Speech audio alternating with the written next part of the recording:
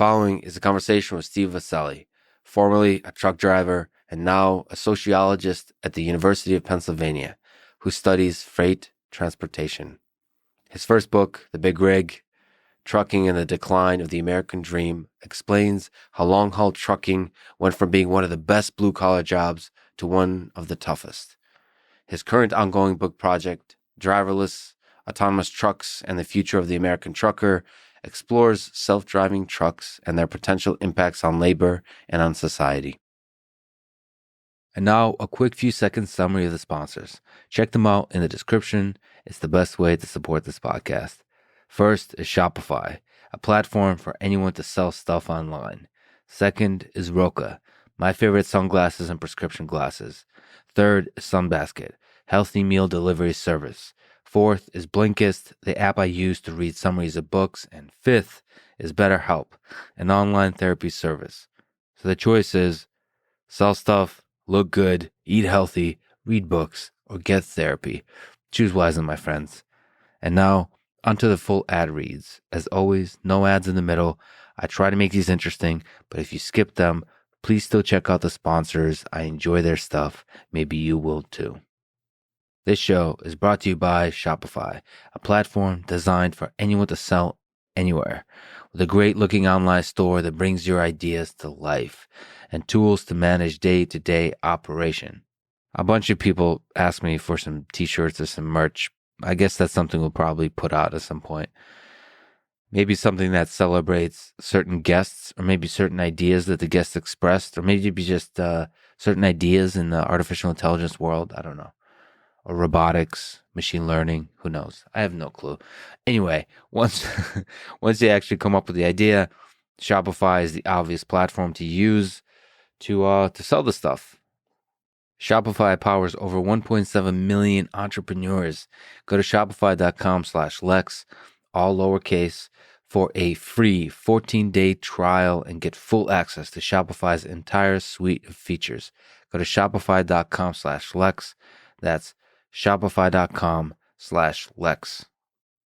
This show is also brought to you by Roka, the makers of glasses and sunglasses that I love wearing for their design, their feel, and innovation on material, optics, and grip. Roka was started by two All-American swimmers from Stanford, and it was born out of an obsession with performance. There's a lot of words in this sentence that I just love. First of all, Stanford. Got to give respect to one of the great universities. Obsession. I love obsession. Passion, obsession. Never going to apologize for being obsessed with stuff. Performance. Hey, I love performance. I love maximizing performance. And swimming. My mom was a big time swimmer. And I personally also just enjoy swimming out into the ocean. I'm not very good at it, I would say. I sink easily, but I try hard and I love it. One of these founders I met, Rob, he's a super cool dude. They have a place here in Austin that I got to visit. I got to hang out with the people. I love the people, love the company, love their product, both the style and the function. Anyway, check them out for both prescription glasses and sunglasses at Roka.com and enter code LEX to save 20% off on your first order. That's Roka.com and enter code LEX. This show is also brought to you by Sunbasket. Sunbasket delivers fresh, healthy, delicious meals straight to your door, starting at only $8.99 per meal. They have prepared meals, meal kits, and raw ingredients. All that said, one of the magical aspects of eating a meal is that you can share it with a friend, a loved one, or a stranger. That's one of the powerful things about food, is that it somehow serves as a catalyst for human connection. And that's in contrast to the sort of optimization-based, performance-based view of food that I previously mentioned. This is more about having a little bit of variety, having a little bit of flavor that kind of sparks an interesting conversation. Again, that's where Sunbasket can help. Anyway, right now, Sunbasket is offering $90 off for your first 4 deliveries, including free shipping on the first box when you go to sunbasket.com/Lex and enter code LEX. That's sunbasket.com/Lex and enter code LEX. This show is also brought to you by Blinkist, my favorite app for learning new things. Blinkist takes the key ideas from thousands of nonfiction books and condenses them down into just 15 minutes that you can read or listen to. There's a million recommendations that I can give you on there. Sapiens, for example, is one you'll find on there. Meditations by Marcus Aurelius. Beginning of an Infinity by David Deutsch. I mean, there's just incredible nonfiction on there. The way I use it, and perhaps you can use that as a recommendation, is both to review books I've already read and to help me select books I want to read deeply. And finally, of course, if there's books that I will not get a chance to read deeply, no place does it better than Blinkist in terms of summarizing the key insights from these sometimes huge and difficult books. Anyway, go to Blinkist.com/Lex to start your free 7-day trial and get 25% off of a Blinkist premium membership. That's Blinkist.com/Lex, spelled Blinkist, Blinkist.com/Lex. This episode is also brought to you by BetterHelp. They figure out what you need and match you with a licensed professional therapist in under 48 hours. When I was younger, I wanted to be a psychiatrist because I wanted to understand the human mind. I was also interested in robotics and artificial intelligence, but I was most interested by the human mind. And I think those two interests came together later, realizing that the pursuit of engineering intelligence is one way to understand the human mind. But still, within me, there's a love for psychiatry, especially sort of talk therapy, sort of delving into the human mind, exploring it through rigorous conversation. It's kind of what podcasting is, but if you want to do it professionally in the darkest aspects of the human mind, I think that's where therapy or private talk therapy is a great tool. BetterHelp is easy, private, affordable, and available worldwide. Check them out at betterhelp.com/Lex. That's betterhelp.com/Lex. This is the Lex Friedman Podcast, and here is my conversation with Steve Viscelli.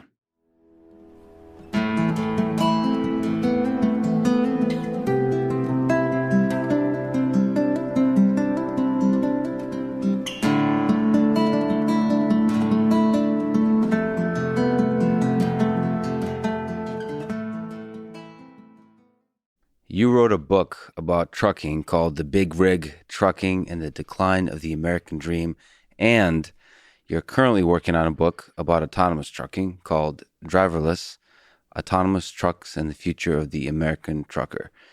I have to bring up some Johnny Cash to you because I was just listening to this song. He has a ton of songs about trucking, but one of them I was just listening to, it's called All I Do Is Drive, where he's talking to an old truck driver. It goes, I asked him if those trucking songs tell about a life like his. He said, if you want to know the truth about it, here's the way it is. All I do is drive, drive, drive. Try to stay alive, that's the chorus. And keep my mind on my load, keep my eye upon the road. I got nothing in common with any man who's home every day at 5. All I do is drive, drive, drive. Drive, drive, drive, drive. So I got to ask you, same thing that he asked the trucker. You worked as a trucker for 6 months while working on the previous book. What's it like to be a truck driver? I think that captures it. It really does. Can you take me through the whole experience, what it takes to become a trucker, what actual day-to-day life was on day one, week one, and then over time, how that changed? Yeah. Well, the book is really about how that changed over time.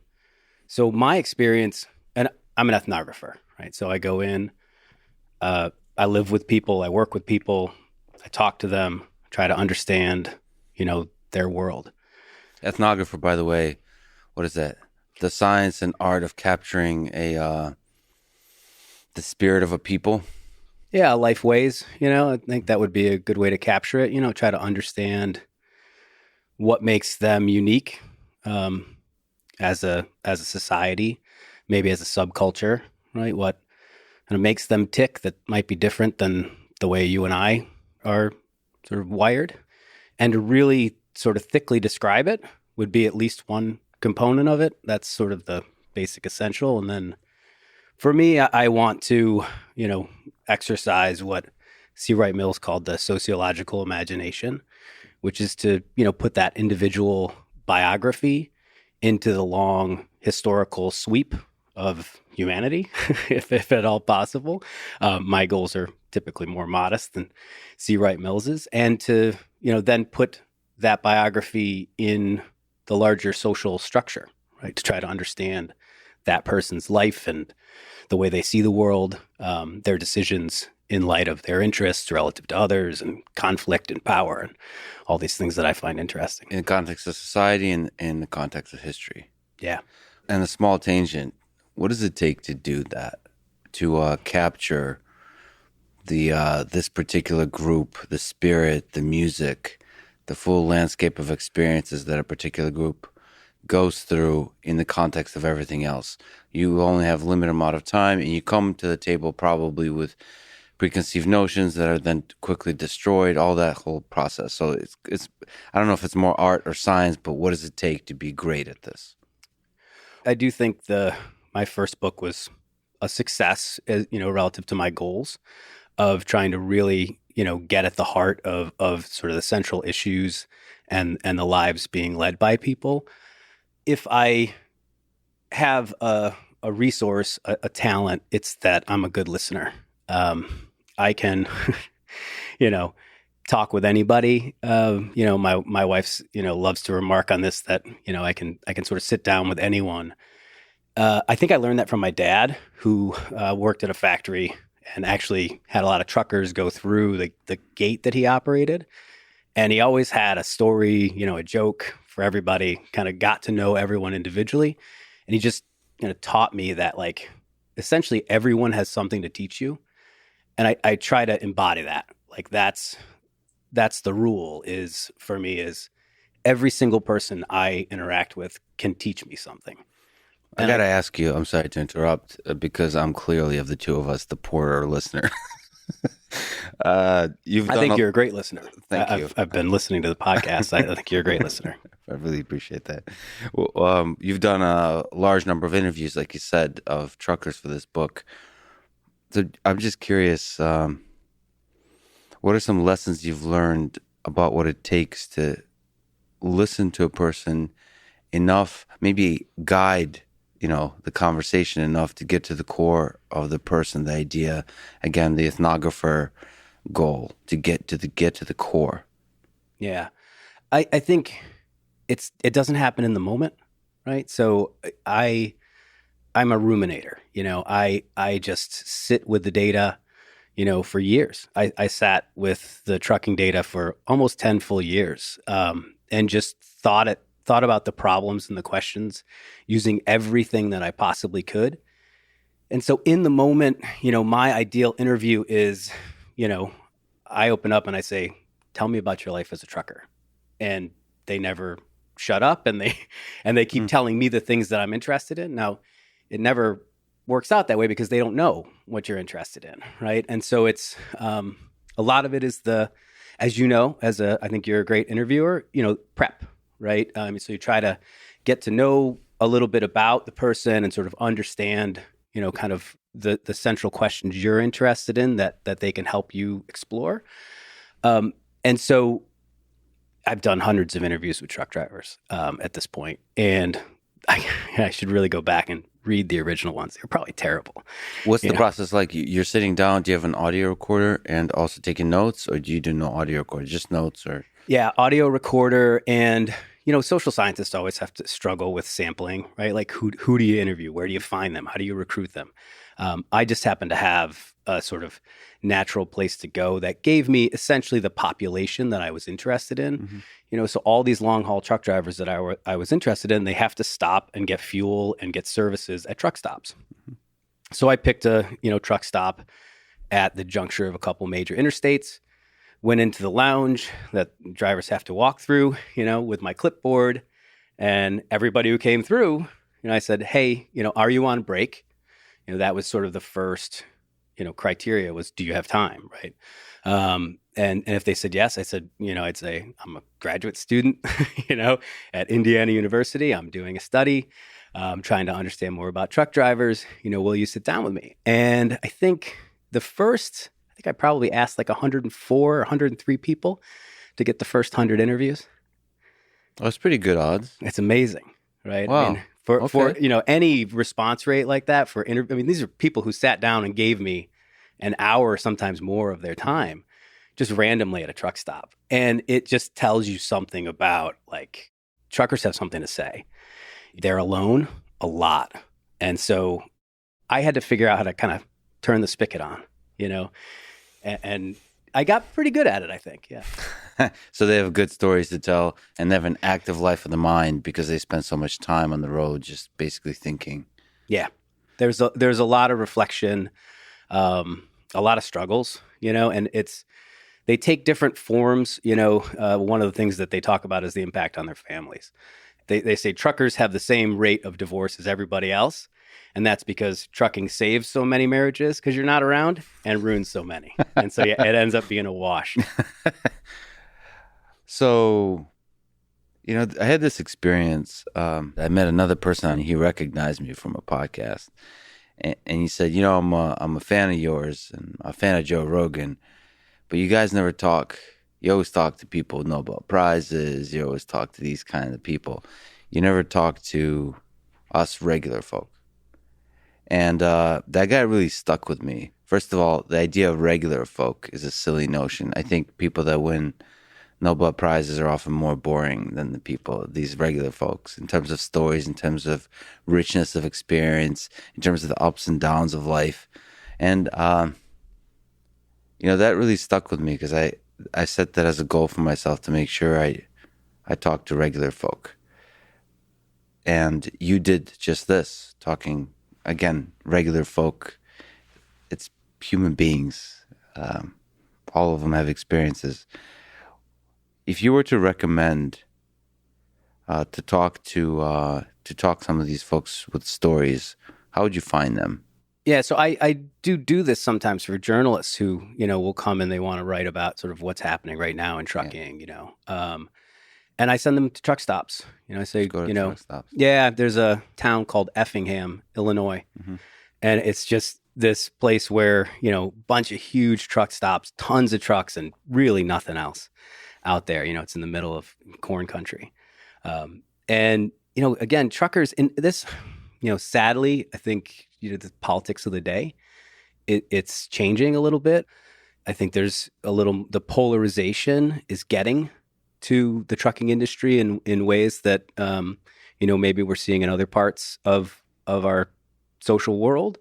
But truckers are generally, real open, sort of friendly folks. Now, some of them ultimately like to work alone and be alone.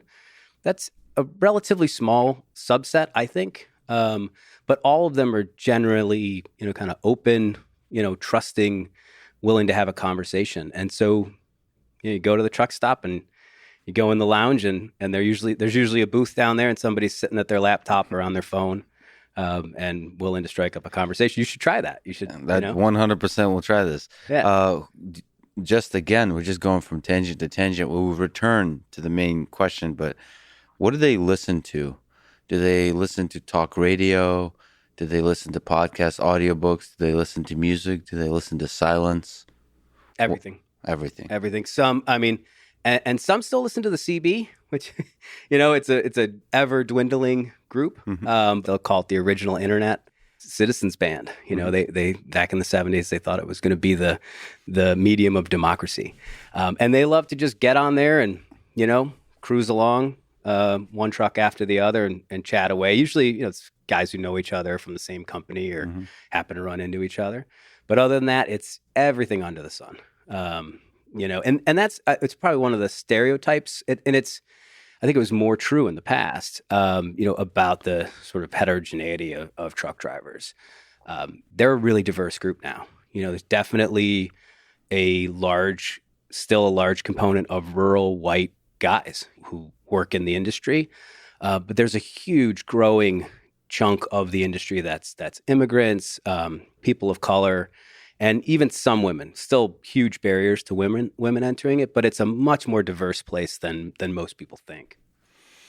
So let's return to your journey as a truck driver. What did it take to become a truck driver? What were the early days like? Yeah, so this is a central part of the story, right, that I uncovered. And the good part was that I went in without knowing what was going to happen. Mm-hmm.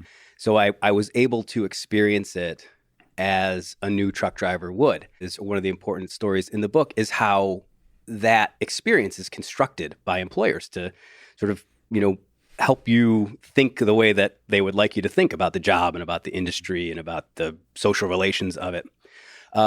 It's super intimidating. I say in the book, pretty handy guy, familiar with tools, machines, like, comfortable operating stuff, like from time I was a kid. The truck was just like a whole nother experience. I mean, as I think most people think about it, it's this big, huge vehicle, right? It's really long. It's 70 feet long. It can weigh 80,000 pounds. It does not stop like a car. It does not turn like a car. But at least when I started, and this has changed, and it's part of the technology story of trucking, the first thing you had to do was learn how to shift it. And it doesn't shift like a manual car. The clutch isn't synchronized, so you have to what's called double clutch. And it's basically the foundational skill that a truck driver used to have to learn.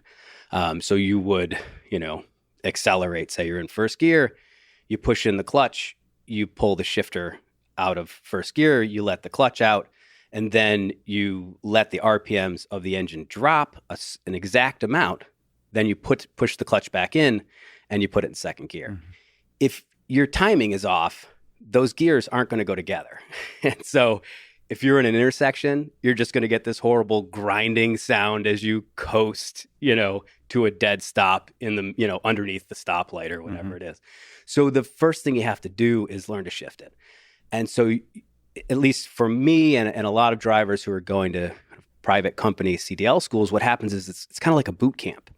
They ship me 3 states away from home, send you a bus ticket and say, hey, we'll put you up for 2 weeks. You sit in a classroom, you sort of learn the theory of shifting, the, theory of kind of how you fill out your logbook, rules of the road. You do that maybe half the day. And then the other half, you're in this giant parking lot with one of these old trucks and just like, destroying what's left of the thing, and it's lurching and belching smoke and just making horrible noises and like rattling. I mean, in these things, like there's a lot of torque. And so if you do manage to get it into gear, but the engine's lugging, I mean, it can throw you right out of the seat, right? So it's like, this bull you're trying to ride, and it's super intimidating. And the thing about it is that for everybody there, it's super high stakes. So trucking has become a job of last resort for a lot of people. And so they lose a job in manufacturing. They get too old to do construction any longer, right? The knees can no longer handle it. They get replaced by a machine. Their job gets, offshored, and they end up going to trucking because it's a place where they can maintain their income. And so it's super high stress. Like they've left their family behind. Maybe they quit another job. They're typically being charged a lot of money. So that first couple weeks, like you might get charged $8,000 by the company that you have to pay back if you don't get hired. And so the stakes are high, and this machine is huge and it's intimidating. And so it's super stressful. I mean, I watched, grown men break down crying about like how they couldn't go home and tell their son that they'd been telling they were going to, go become a long haul truck driver, that they'd failed. And it's kind of this super high stress system. And it's designed that way partly because, as one of my trainers later told me, it's basically a 2-week job interview.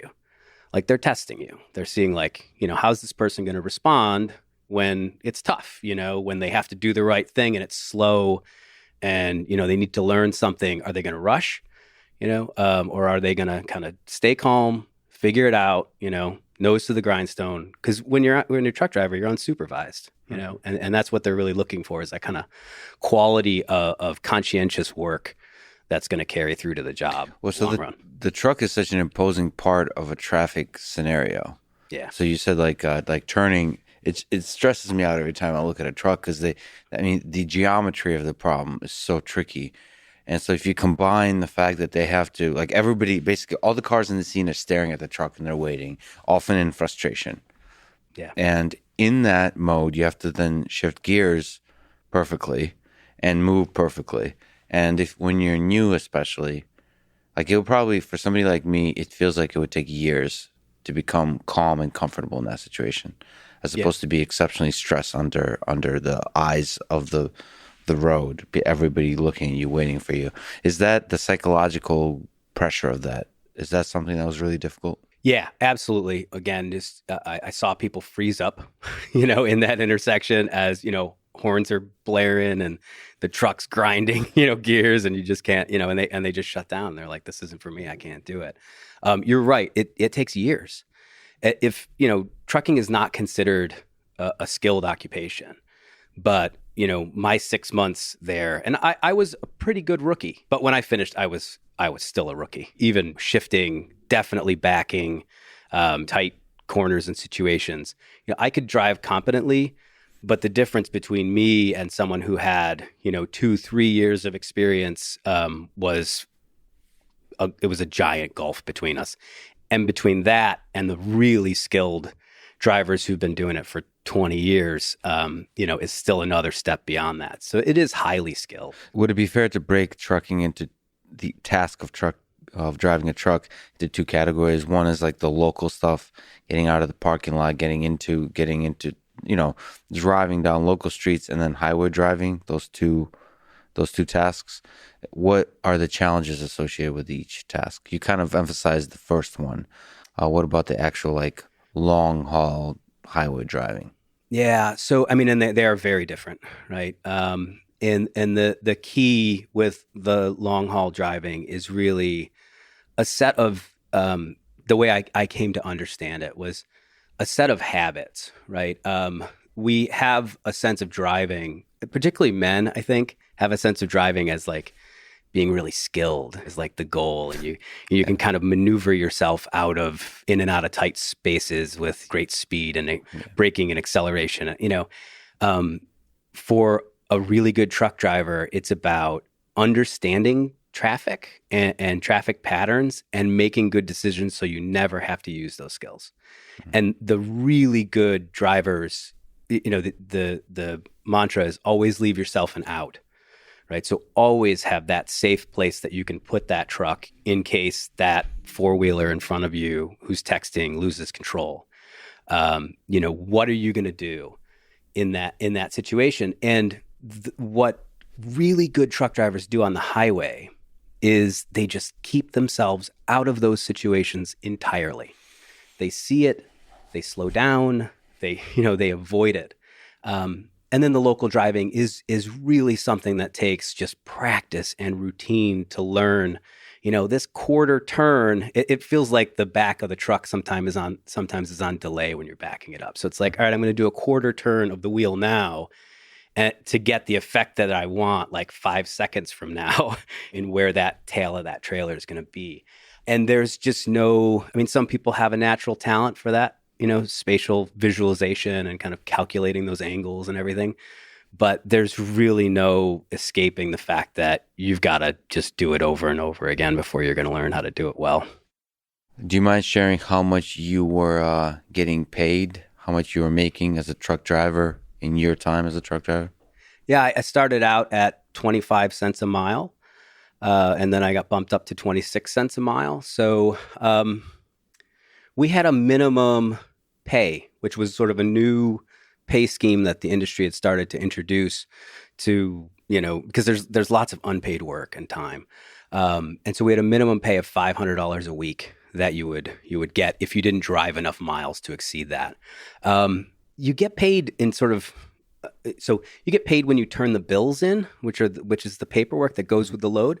So, you have to get that back to your company, and then that's how they bill the customer. Mm-hmm. And so you might get a bunch of those bills that kind of bunch up in 1 week. So, I might get a paycheck for, $1,200. And I mean, I was a poor graduate student, so this was real money to me. And so I had this sort of natural incentive to, earn a lot, or to maximize my pay. Some weeks were that minimum 500, very few, and then some I'd get 1,200, 1,300 bucks. Pay has gone up. Typical drivers now starting in the 30s. In the kind of job that I was in, 30s, cents per mile, 30 to 35. So can we try to reverse engineer that math, how that maps to the actual hours? So there's the hours connected to driving are so widely dispersed. As you said, some of them don't count as actual work, some of it does.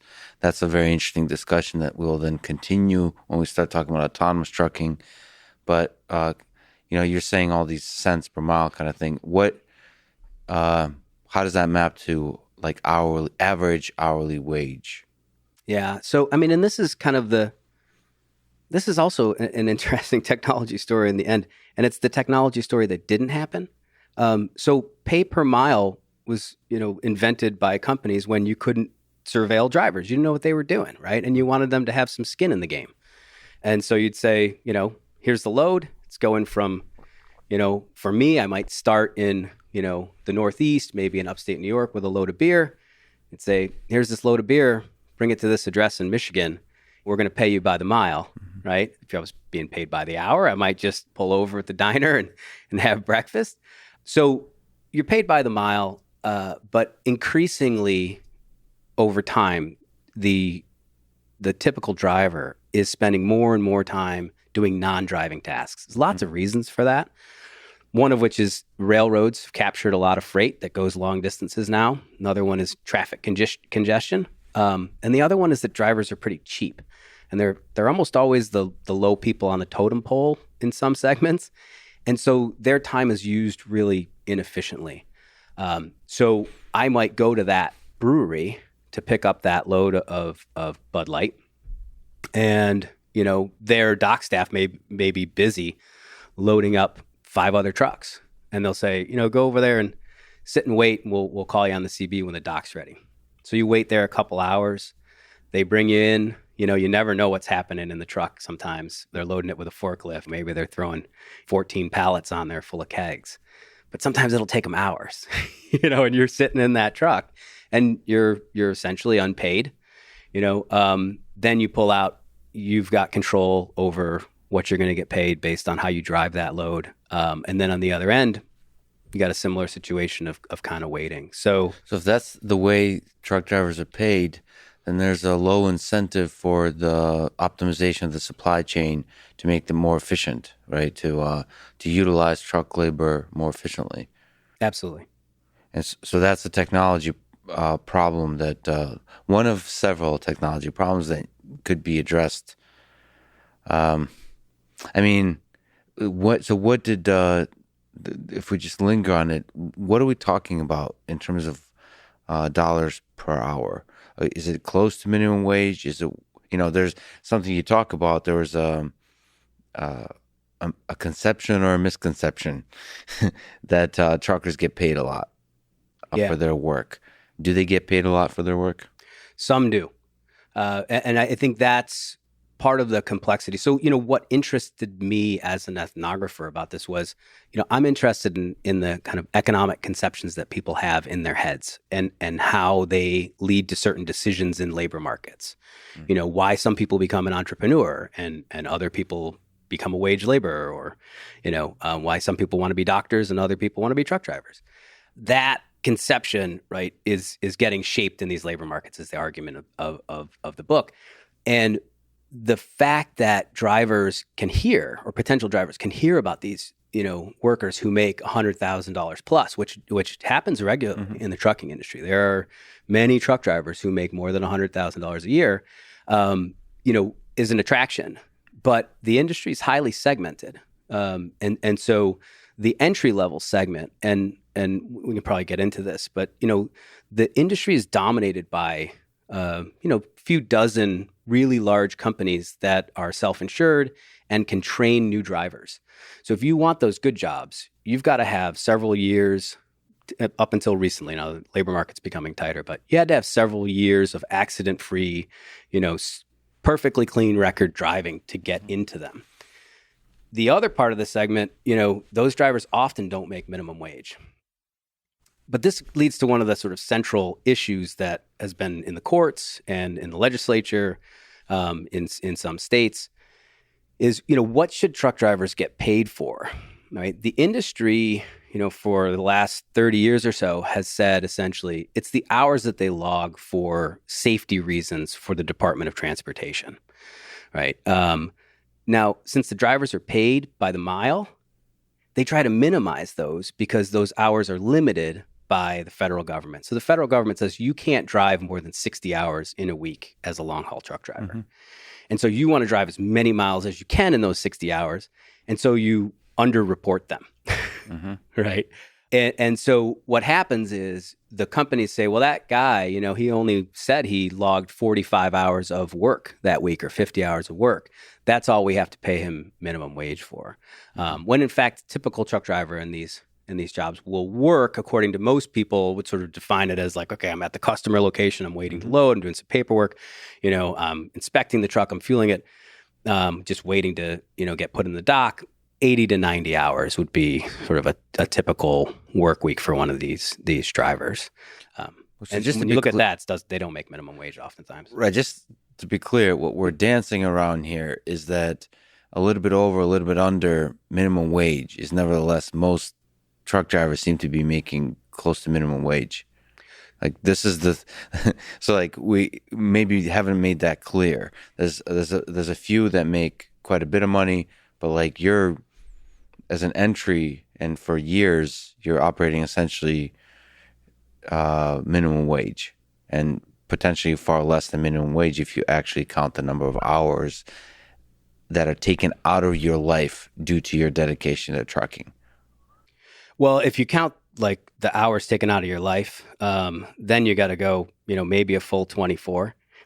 That's right. Yeah. From family, from the high quality of life parts of your life.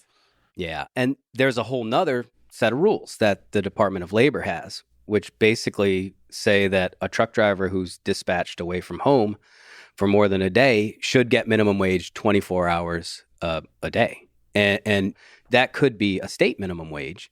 But typically what it would work out to for most drivers is that, the minimum wage for a truck driver should be 50s of thousands, $55,000, $60,000 should be the minimum wage of a truck driver. And you've probably heard about the truck driver shortage. Like if, which I hope we can talk about, if the minimum wage for truck drivers is as it should be on the books at, around $60,000, we wouldn't have a shortage of truck drivers. Oh, wow.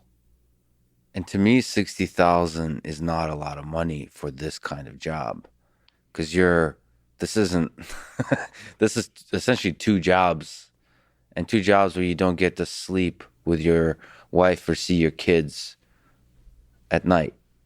That's 60,000 is a very little money for that. But you're saying if it was 60,000, you wouldn't even have the shortage. If that was the minimum. If that was the minimum. And I think that's now we have drivers who start in the 30s. Wow. But yeah. And I mean, so we're talking 2-3 jobs, really. When you look at the total hours that people are working, they can work over 100. If they're a trainer, training other truck drivers, well over 100 hours a week. So a job of last resort. Maybe you can jump around from tangent to tangent. This is such a fascinating and difficult topic. I heard that there's a shortage of truck drivers. So there's more jobs than truck drivers willing to take on the job. Is that the state of affairs currently? I mean, I think the way that you just put that is right. We don't have a shortage of people who are currently licensed to do the jobs. So I'm working on a project for the state of California to look at the shortage of agricultural drivers. And the first thing that the DMV commissioner of the state wanted to look at was, is there actually a shortage of licensed drivers? He's like, I've got a database here of all the people who have a commercial driver's license who could potentially have the credential to do this. There are about 145,000 jobs in California that require a Class A CDL, which would be that commercial driver's license that you need for the big trucks. About 145,000 jobs. The industry, in their regular promotion of the idea that there's a shortage, is always projecting forward and says, we're going to need 165,000 or so in the next 10 years. They're currently like 435,000 people licensed in the state of California to drive one of these big trucks. Mm-hmm. So it is not at all an absence of people who, I mean, and again, going back to what we were talking about before, getting that license is not something that you just walk down to the DMV and take the test. Like, this is somebody who probably quit another job, was unemployed, and took months to go to a training school, right? Paid for that training school oftentimes, left their family for months, right? Invested in what they thought was going to be a long-term career, and then said, you know what? Forget it. I can't do it, So so it's not just skill. It's like they were psychologically invested potentially for months, if not years, into this kinds of position, as perhaps a position that if they lose their current job, they could fall to. Okay, so that's an indication that there's something deeply wrong with the job. If so many licensed people are not willing to take it, what are the biggest problems of the job of truck driver currently? Yeah, the problems with the job and the labor market, right? But let's start with the job, which is, again, just so much time that's not compensated directly for the amount of time, and that's just psychologically. And this was a big part of what I I studied for the first book was, that conception of like, what's my time worth, right? And like, what truck drivers love is oftentimes is that tangible outcome-based compensation. So they say, you know what, honest day's work. I work hard. I get paid for what I do. I drive 500 miles today. That's what I'm going to get paid for. And then you get to that dock and they tell you, sorry, the load's not ready. Go sit over there. And you stew. And that weight can break you psychologically because your time every second becomes more worthless. Yeah. Or worth less. Yeah. And again, the industry is going to say, for instance, okay, well, they've got skin in the game, right? That argument about sort of compensation based on sort of output, right? But that's a holdover from when you couldn't observe truckers. Now they all have, satellite linked computers in the trucks that tell these large companies, this driver was, at this GPS location for 4.5 hours, right? So if you wanted to compensate them for that time directly, and the trucker can't control what's happening on that customer location. They're waiting for that, that customer to tell them, hey, pull in there. And so what it becomes is just a way to shift the inefficiencies and the cost of that onto that driver. Now it's competitive for customers. So, if you're Walmart, you might have your choice of a dozen different trucking companies that could move your stuff. And if one of them tells you, hey, you're not moving our trucks in and out of your docks fast enough, we're going to charge you for how long our truck is sitting on your lot. If you're Walmart, you're going to say, I'll go see what the other guy says, right? And so companies are going to allow that customer to essentially waste that driver's time, in order to keep that business. Can you try to describe the economics, the labor market of the situation? You mentioned freight and railroad. What is the sort of the dynamic financials, the economics of this that allow for such low salaries to be paid to truckers? Like what's the competition? What's the alternative to transporting goods via trucks? Like what seems to be broken here from an economics perspective? Yeah, so it's nothing. It's a perfect market. Okay. Right. I mean, so for economists, this is how it should work, right? But the inefficiencies, like you said, sorry to interrupt, are pushed to the truck driver. Doesn't that like spiral? Doesn't that lead to poor performance on the part of the truck driver and just like make the whole thing more and more inefficient, and it results in lower payment to the truck driver and so on? It just feels like in capitalism, you should have a competing solution in terms of truck drivers, like another company that provides transportation via trucks that creates a much better experience for truck drivers, making them more efficient, all those kinds of things. Or how is the competition being suppressed here? Yeah. So the competition is based on who's cheaper. And this is the cheapest way to move the freight. Now, there are externalities, right? I mean, this is the explanation that I think is obvious for this, right? There are lots of costs that, whether it's that driver's time, whether it's the time without their family, whether it's the fact that they drive through congestion and spew lots of diesel particulates into cities where kids have asthma and make our commutes longer, rather than more efficiently use their time by sort of routing them around congestion and rush hour and things like that. This is the cheapest way to move freight, and so it's the most competitive. A big part of this is public subsidy of training. So when those workers are not paying for the training, you and I often are. So if you lose your job because of foreign trade, or you're a veteran using your GI benefits, you may very well be offered training, publicly subsidized training to become a truck driver. And so all of these are externalities that the companies don't have to pay for. And so this makes it the most profitable way to move freight. So trucks is way cheaper than trains? Well, so one of the big stories for these companies is that the average length of haul, which becomes very important for self-driving trucks, the average length of haul has been steadily declining over the last 15 years or so. And this is industry collected data from sort of the big firms that report it, but roughly been cut in half from typically about 1,000 miles to under 500. And under 500 is what a driver can move in a day, right? So you can get loaded, drive, and unload, in around 400 miles or something like that. I'm going to steal a good question from the Penn Gazette interview you did, which people should read. It's a great interview. Was there a golden age for long-haul truckers in America? And if so, this is just a journalistic question. And if so, what enabled it and what brought it to an end? Wow, I might have to have you read my answer to that. That was a few years ago. It'll be interesting to compare what I'll say. But one bigger question to ask, I guess, is like, Johnny Cash wrote a lot of songs about truckers. There used to be a time when perhaps falsely, perhaps it's part of the kind of perception that you study with the labor markets and so on, there was a perception of truckers being, first of all, a lucrative job, and second of all, a job to be desired. Yeah. So, this is the trucking industry to me is fascinating, but I think it should be fascinating to a lot of people. So the golden age was really two different kinds of markets as well, right? Today we have really good jobs and some really bad jobs.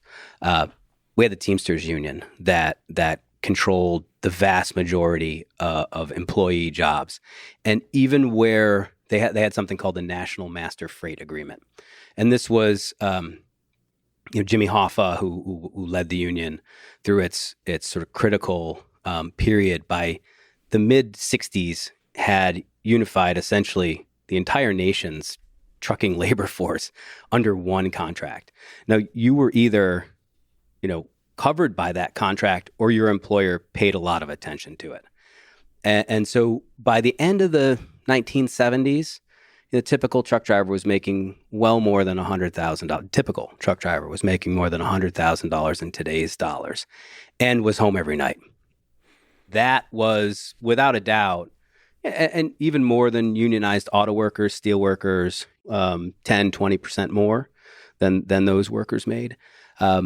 That was the golden age for sort of job quality, wages, Teamster power. They were, without a doubt, the most powerful union in the United States at that time.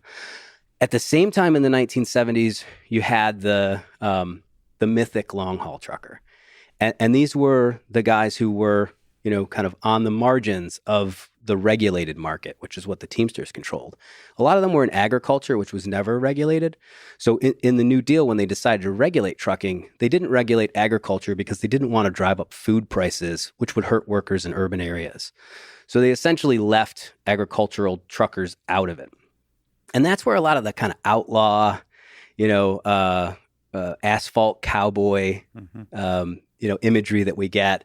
I grew up. I know you didn't grow up in the U.S. at this sort of as a young child. And I'm a bit older than you, but in the late '70s, there were movies and TV shows, and CBs were a craze, and it was all these kind of outlaw truckers who were out there hauling some unregulated freight. They weren't supposed to be trying to avoid the bears, who are the cops, and with all this salty language and these terms that only they understood, and the partying at diners and popping pills, the California turnarounds. So asphalt cowboys, truly. So it's like another form of cowboy movies. Oh, absolutely. Yeah. Absolutely. And I think that sort of masculine ethos of you got 40,000 pounds of something you care about, I'm your guy. You needed to go from New York to California, don't worry about it, I got it. Yeah. That's appealing. And it's tangible, right? And you think about people who don't want to be paper pusher and sit and deal with office politics. Just give me what you care about and I'll take care of it. You just pay me fair, and that appeals. You mentioned unions, Teamsters, Jimmy Hoffa. Big question, maybe difficult question. What are some pros and cons of unions historically and today in the trucking space? Yeah. Well, if you're a worker, there are a lot of pros. And I don't, and this is one of the things I talk to truckers about a lot. Yeah, what's their perception of Jimmy Hoffa, for example, and of unions? Yeah, so, and this was probably one of the central hypotheses that I had going in there. And it may sound, someone who does hard science, right? You may, if you hear a social scientist, sort of use that terminology, even other social scientists. Hypothesis? Yeah, they don't like it, but I do like to think that way. And my initial hypothesis was that, and it's very simple, that the tenure of the driver in the industry would have a strong effect on how they viewed unions. Mm-hmm. That, somebody who had experienced unions would be more favorable, and someone who had not would not be, right? Mm-hmm. That turned out to be the case, without a doubt. But in an interesting way, which was that even the drivers who were not part of the union, who in the kind of public debate of deregulation were portrayed as these kind of small business truckers who were getting shut out by the big regulated monopolies and the Teamsters Union, the corrupt Teamsters Union.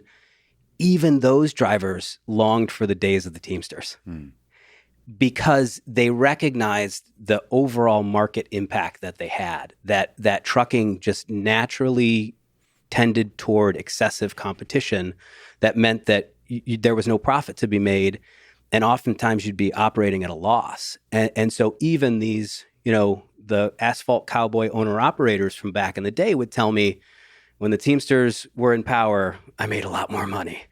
This is, unions, at least those kinds of unions like the Teamsters, there's, I think, a lot of misconceptions today, sort of popularly, about what unions did back then. They tied wages to productivity. That was the central thing that the Teamsters Union did. And, there were great accounts of sort of Jimmy Hoffa's perspective for all his portrayal as sort of corrupt and criminal. And there's, I'm not disputing that he broke a lot of laws. He was remarkably open about who he was and what he did. He actually invited a husband and wife team of Harvard economists to follow him around and opened up the Teamsters books to them so that they could see how he was, thinking about negotiating with the employers. And the Teamsters, and this goes back well before Hoffa, back to the, 1800s, they understood that workers did better if their employers did better. And the only way the employers would do better was if they controlled the market. And so oftentimes the corruption in trucking was initiated by employers who wanted to limit competition, and they knew they couldn't limit competition without the support of labor. And so you'd get these collusive arrangements between employers and labor to say, no new trucking companies. There are 10 of us, that's enough. We control Seattle, we're going to set the price, and we're not going to be undercut. When there's a shortage of trucks around, it's great, rates go up. But you get too many trucks, it's very often that you end up operating at a loss just to keep the doors open. You don't have any choice. You can't, it's what economists call derived demand. You can't make up a bunch of trucking services and store it in a warehouse, right? You gotta keep those trucks moving to pay the bills. Can we also lay out the kind of jobs that are in trucking? What are the best jobs in trucking? What are the worst jobs in trucking? How many jobs are we talking about today? Yeah. And what kind of jobs are there? So there are a number of different segments, and the first part would be, are you offering? The first question would be, are you offering services to the public, or are you moving your own freight? Right. So are you a retailer, say Walmart, or a paper company or something like that, that's operating your own fleet of trucks? That's private trucking. For hire are the folks who offer their services out to other customers. So you have private and for hire. In general, for hire pays less. Is that because of something you talk about, employee versus contractor situation, or are they all tricked or led to become contractors? That can become a part of it as a strategy, but the fundamental reason is competition. So those private carriers aren't in competition with other trucking fleets, right, for their own in-house services. Yeah. So they tend to, and this the question of why private versus for hire, because for hire is cheaper, right? And so if that trucking service is central to what you do and you cannot afford disruptions or volatility in the price of it, you keep it in-house. You should be willing to pay more for that because it's more valuable too, and you keep it in-house in that. So that's an interesting distinction. What about, and this is kind of moving towards our conversation, what can and can't be automated? How else does it divide the different trucking jobs? So the next big chunk is kind of how much stuff are you moving, right? And so we have what's called truckload. And truckload means, you can fill up a trailer either by volume or by weight. And then less than truckload. And less than truckload, the official definition is like less than 10,000 pounds. This is going to be a couple pallets of this, a couple pallets of that. The process looks really different, right? So that truckload is, point A to point B. I'm buying, a truckload of Bounty paper towels. I'm bringing it into, my distribution center. Go pick it up at the Bounty plant, bring it to my distribution center, right? Nowhere in between do you stop. To at least process that freight. Less than truckload, what you've got is terminal systems, and this is what you had under regulation too. And so these terminal systems, what you do is you do a bunch of local pickup and delivery, maybe with smaller trucks, and you pick up 2 pallets of this here, 4 pallets of this there. You bring it to the terminal, you combine it based on the destination. You then create a full truckload, trailer, and you send it to another terminal where it gets broken back down and then out for local delivery. That's going to look a lot like if you send a package by UPS, right? They sort of pick all these parcels, right? Figure out where they're all going, put them on planes or in trailers going to the same destination, then break them out to put them in what they call package cars. Before I ask you about autonomous trucks, let's just pause for your experience as a trucker. Did it get lonely? Like, can you talk about some of your experiences of what it was actually like? Did it get lonely? Yeah. No, I mean, it was, I didn't have kids at the time. Now I have kids. I can't even imagine it. I've been married for 5 years at the time. My wife hated it. I hated it. I describe in the book the experience of being stuck, if I remember correctly, it was like Ohio, at this truck stop in the middle of nowhere, and sitting on this concrete barrier and just watching fireworks in the distance and eating Chinese food on the 4th of July. And, my wife calls me from the family barbecue, and our anniversary is July 8th. And she's like, "Are you going to be home?" And I'm like, "I don't know." I have a cousin whose husband drove truck, as a truck driver would say, drove truck for a while. And he told me before I went into it, he was like, the advantage you have is that that you're not going to be doing this long term.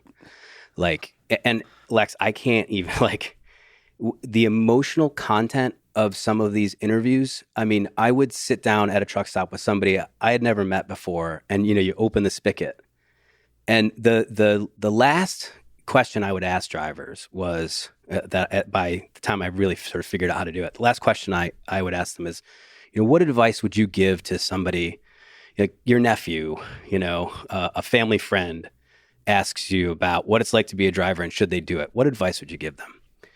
And this question, some of these, grizzled old drivers, tough guys, that question would, like, some of them would break down and they would say, I would say to them, you better have everything that you ever wanted in life already.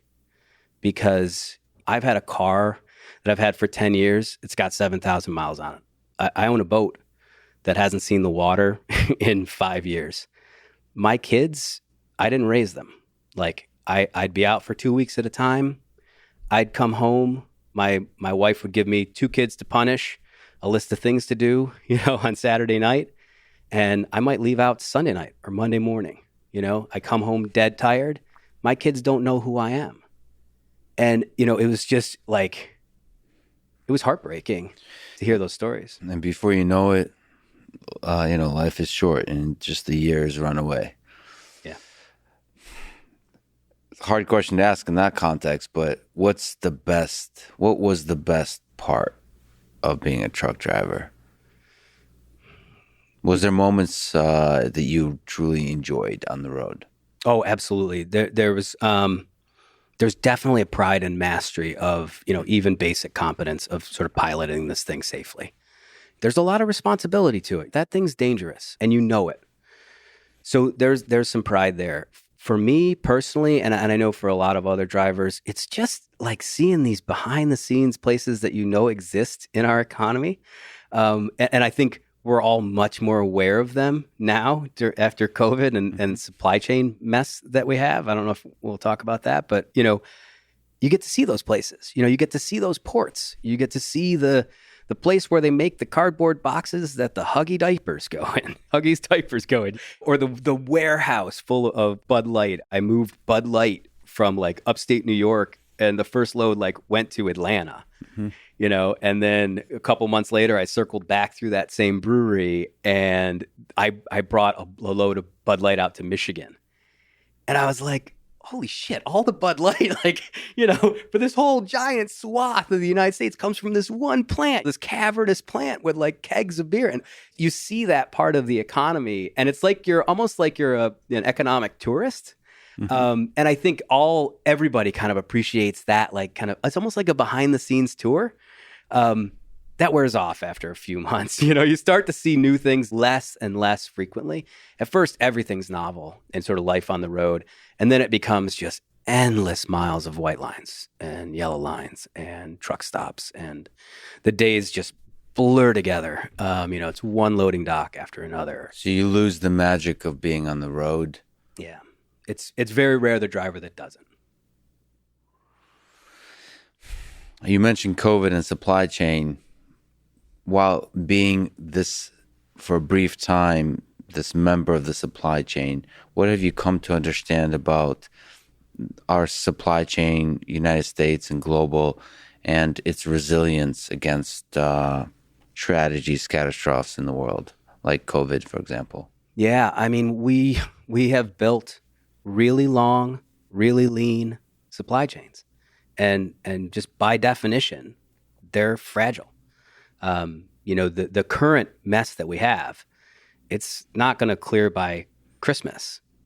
We'll be lucky if it clears by next Christmas. Can you describe the current mess in supply chain that you're referring to?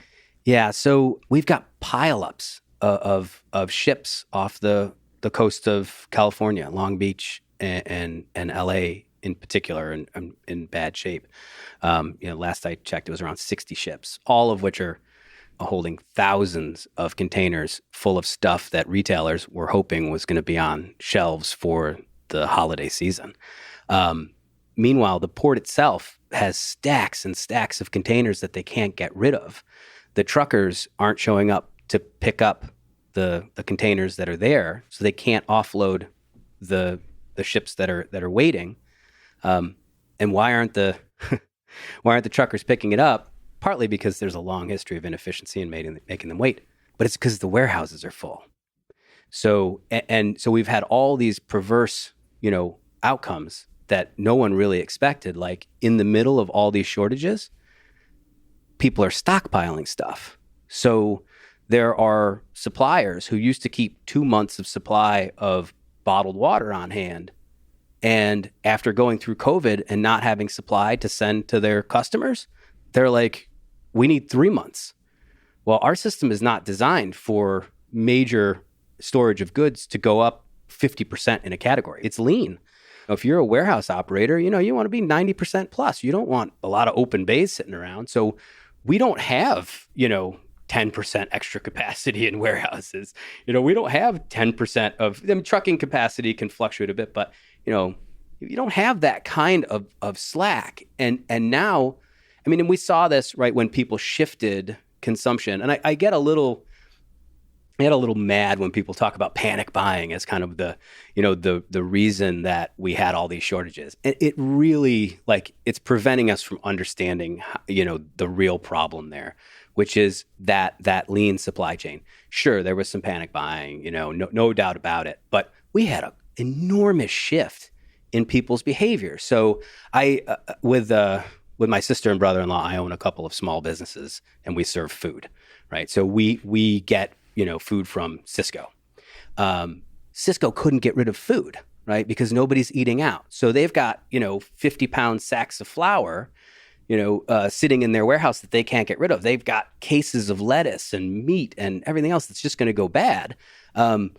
So that panic buying certainly exacerbated some things like toilet paper and whatever, but we saw just a massive change in demand, and our supply chains are based on historical data, right? So, that stuff leaves Asia, months before you want to have it on the shelves, and you're predicting based on last year, what you want on that shelf. And so it's a, I guess at its best, it's a beautiful symphony of lots of moving parts.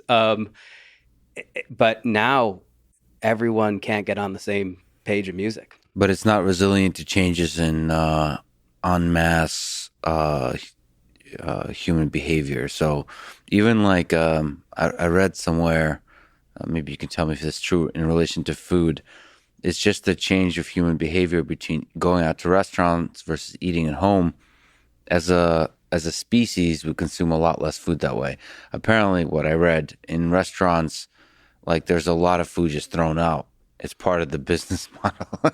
Yeah. And so you then have to move a lot more food through the whole supply chain. And now, because you're consuming, there's leftovers at home, you're consuming much more of the food you're getting when you're eating at home. That's creating these bottleneck situations, problems, as you're referring to. Too much in a certain place, not enough in another place. And it's just the supply chain is not robust to those kind of dynamic shifts in who gets what where. Yeah.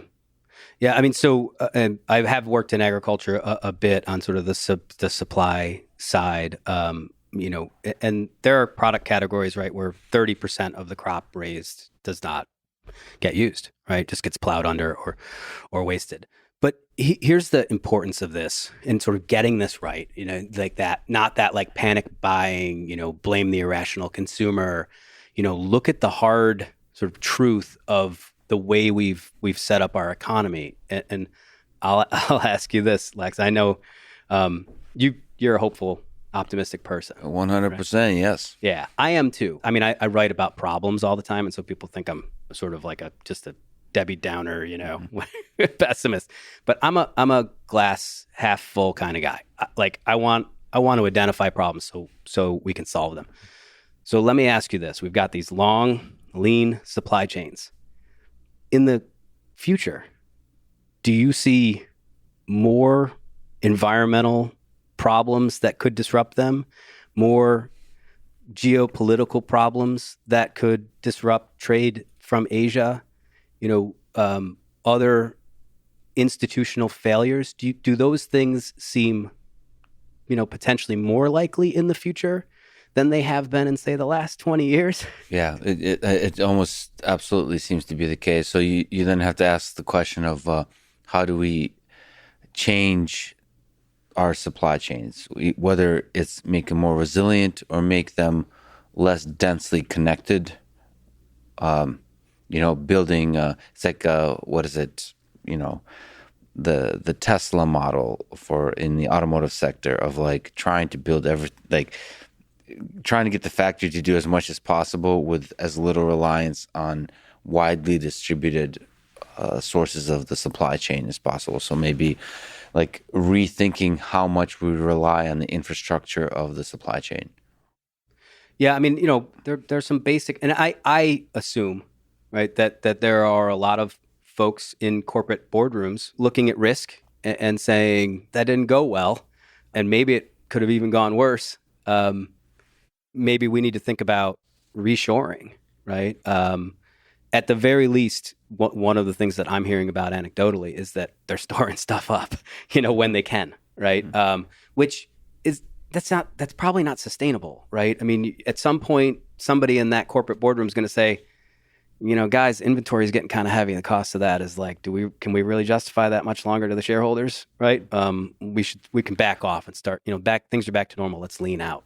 Well, my hope is that there's a technology solution to a lot of aspects of this. So one of them on the supply chain side is collecting a lot more data, like having much more integrated and accurate representation of the inventory all over the place, and the available transportation mechanisms, the trucks, the all kinds of freight, and how in the different models of the possible catastrophes that can happen, how will the system respond? So having a really solid model that you're operating under, as opposed to just kind of being in emergency response mode under poor, incomplete information, which is what seems like is more commonly the case, except for things like you said, Walmart and Amazon. They're trying to internally get their stuff together on that front, but that doesn't help the rest of the economy. So another exciting technological development, as you write about, as you think about, is autonomous trucks. So these are often brought up in different contexts as the examples of AI and robots taking our jobs. How true is this? Should we be concerned? I think they've really come to epitomize this anxiety over automation, right? It's such a simple idea, right? Truck that drives itself, classic blue collar job that pays well, guy maybe with not a lot of other good options, right? To sort of make that same income easily, right? And you build a robot to take his job away, right? So I think 2016 or so, that was the sort of big question out there, and that's actually how I started studying it, right? I just wrapped up the book. Just so happened that somebody who was working at Uber had just bought Otto, saw the book and was like, hey, can you come out and talk to our engineering teams about what life is like for truck drivers and maybe how our technology could make it better? And, at that time, there were a lot of different ideas about how they were going to play out, right? So while the press was saying, all truckers are going to lose their jobs, there were a lot of people in these engineering teams who thought, okay, if we've got an individual owner operator, and they can only drive 8 or 10 hours a day, they hop in the back, they get their rest, and the asset that they own works for them, right? Sort of perfect, right? And at that time, there were a bunch of reports that came out, and sort of basically what people did was they took the category of truck driver. Some people took a larger category from BLS of sales and delivery workers that was about 3.5 million workers, and others took the heavy duty truck driver category, which was at the time about 1.8 million or so, and they picked a start date and a slope and said let's assume that all these jobs are just going to disappear. And really smart researcher Annetta Bernhardt at the Labor Center at UC Berkeley was sort of looking around for people who were sort of deeply into industries to complicate those analyses, right? Yeah. And reached out to me and was like, what do you think of this? And I said, the industry's super diverse. This is just, I haven't given a ton of thought, but it can't be that. It's not that simple. It never is. And so she was like, will you do this? And I was like ready to move on to another topic. I had like been in trucking for 10 years. And that's how I started looking at it. And it's a lot more complicated. And The initial impacts, and here's the challenge, I think, and it's not just a research challenge, it's the fundamental public policy challenge, is we look at the existing industry and the impacts, the potential impacts, they're not, nothing. For some communities and some kinds of drivers, they're going to be hard, and there are a significant number of them. Nowhere near what people thought. I estimate it's like around 300,000, but that's a static picture of the existing industry. And here's the key with this is, at least in my conclusion is, this is a transformative technology. We are not going to swap in self-driving trucks for human-driven trucks, and all else stays the same. This is going to reshape our supply chains. It's going to reshape landscapes. It's going to affect our ability to fight climate change. This is a really important technology in this space. Do you think it's possible to predict the future of the kind of opportunities it will create, how it will change the world?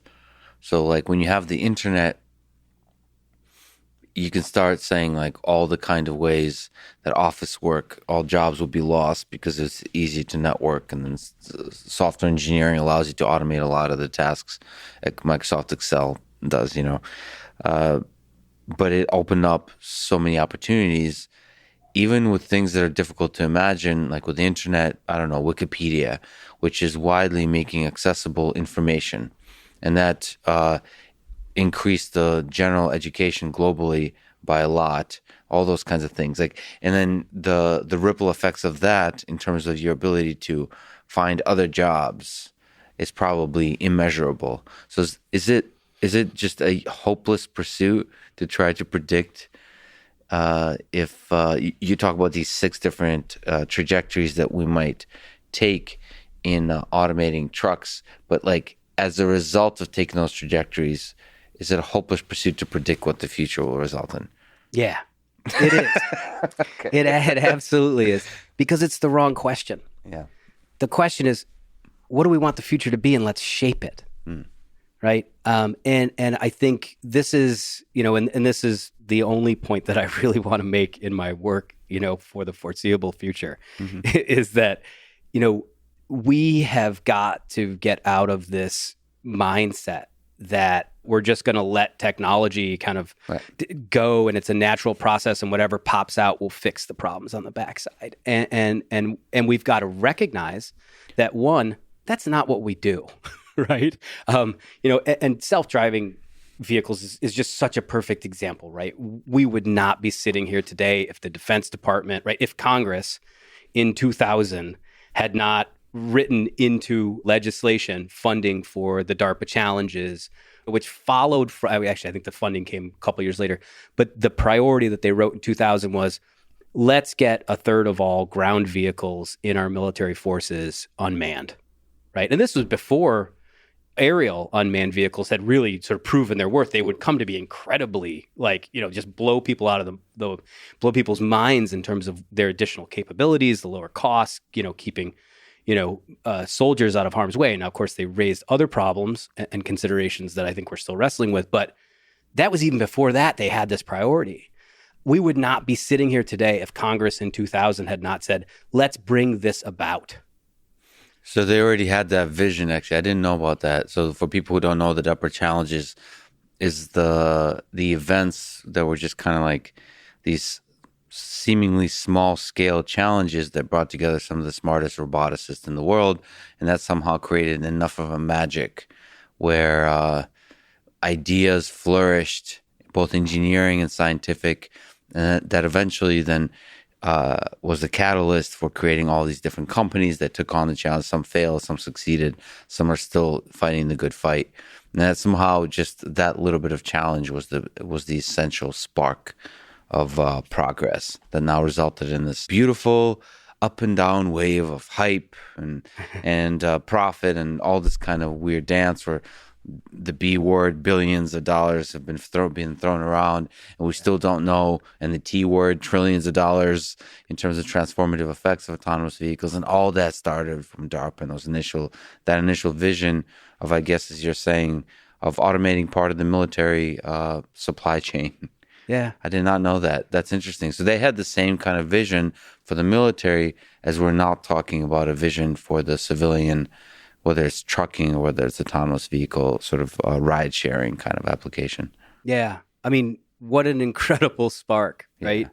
Um, and it just the story of what it produced, right? I mean, your own work on self-driving, right? I mean, you studied it as an academic, right? How many great researchers and minds have been harnessed Mhm. by this outcome of that spark, right?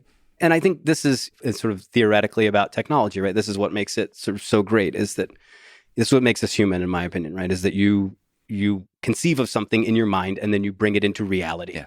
right? I mean that's what is so great about it.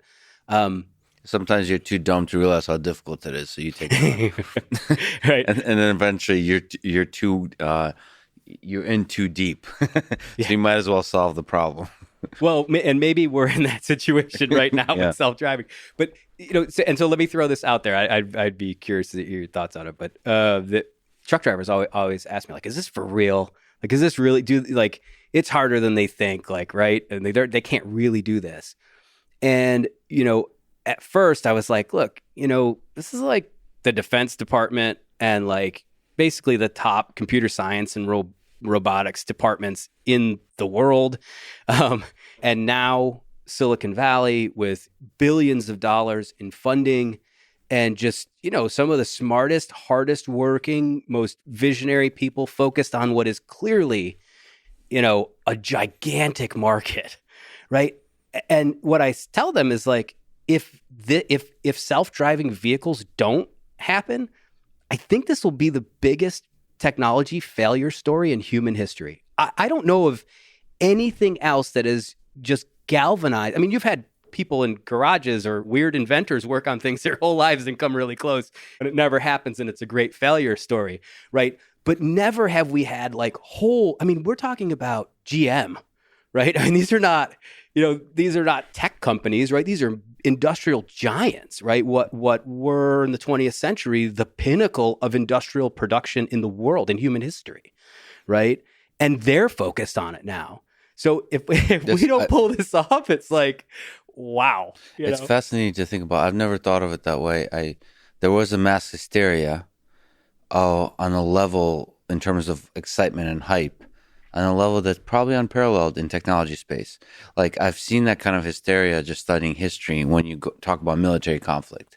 So we often wage war with a dream of making a better world, and then realize it costs trillions of dollars, and then we step back and go, wait a minute, what do we actually get for this? Yeah. But in the space of technology, it seems like all these kind of large efforts have paid off. You're right. It seems like even GM and Ford and all these companies now are a little bit like, hey, or Toyota and even Tesla, like, are we sure about this? Yeah. And it's fascinating to think about when you tell the story of this. This could be one of the big, first perhaps, but by far the biggest failures of the dream in the space of technology. That's really interesting to think about. I was a skeptic for a long time because of the human factor.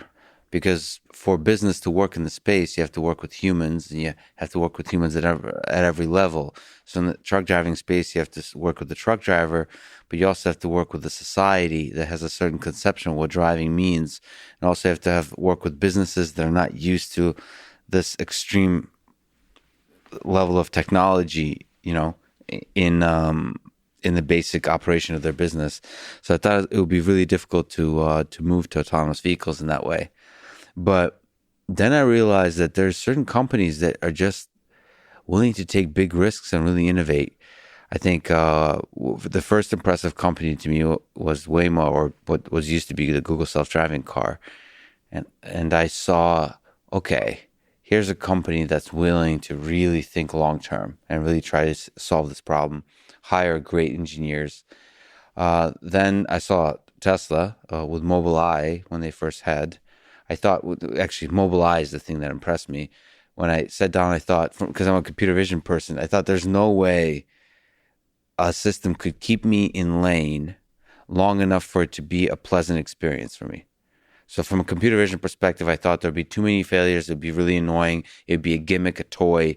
It wouldn't actually create a pleasant experience.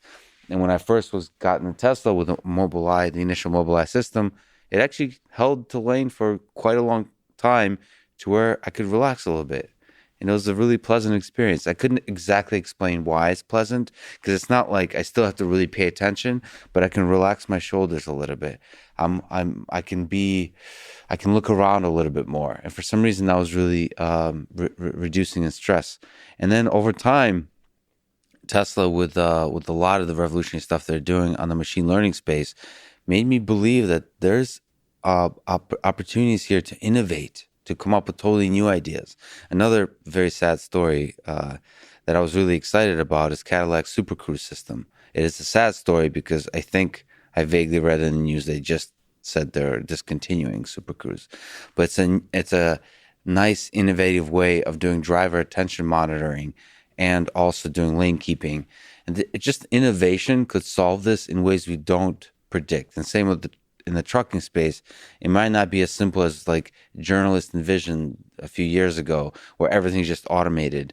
It might be gradually helping out the truck driver in some ways that make their life more efficient, more effective, more pleasant, remove some of the inefficiencies that we've been talking about in totally innovative ways. And that I still have that dream that I believe to solve the fully autonomous driving problem, we're still many years away. But on the way to solving that problem, it feels like there could be, if there's bold risk takers and innovators in this space, there's an opportunity to come up with subtle technologies that make all the difference. That's actually just what I realized is sometimes little design decisions make all the difference. It's the BlackBerry versus the iPhone. You know, why is it that you have a glass and you're using your finger for all of the work versus the buttons makes all the difference. This idea that now you have a giant screen so that every part of the experience is now a digital experience. So you can have things like apps that change everything. Like you can't, when you're first thinking about, do I want a keyboard or not on a smartphone, you think it's just the keyboard decision. But then you later realize by removing the keyboard, you're enabling a whole ecosystem of technologies that are inside the phone. And now you're making the smartphone into a computer. And that same way, who knows how you can transform trucks, right? By automating some parts of it, maybe adding some displays, maybe allows you to, maybe giving the truck driver some control in the supply chain to make decisions, all those kinds of things. Yeah. So I don't know. So where are you on the spectrum of hope for the role of automation in trucking? I think automation is inevitable. And again, I think this is really going to be transformative. And it's going to be, I've studied the history of trucking technology as much as I can. There's not a lot of great stuff written, and you kind of have to, there isn't a lot of data and places to know sort of volumes of stuff and how they're changing, et cetera. But the big revolutionary changes in trucking are because of constellations of factors. It's not just one thing, right? So Daimler builds, a motorized truck in, I think it's 1896, right? Intercity trucking.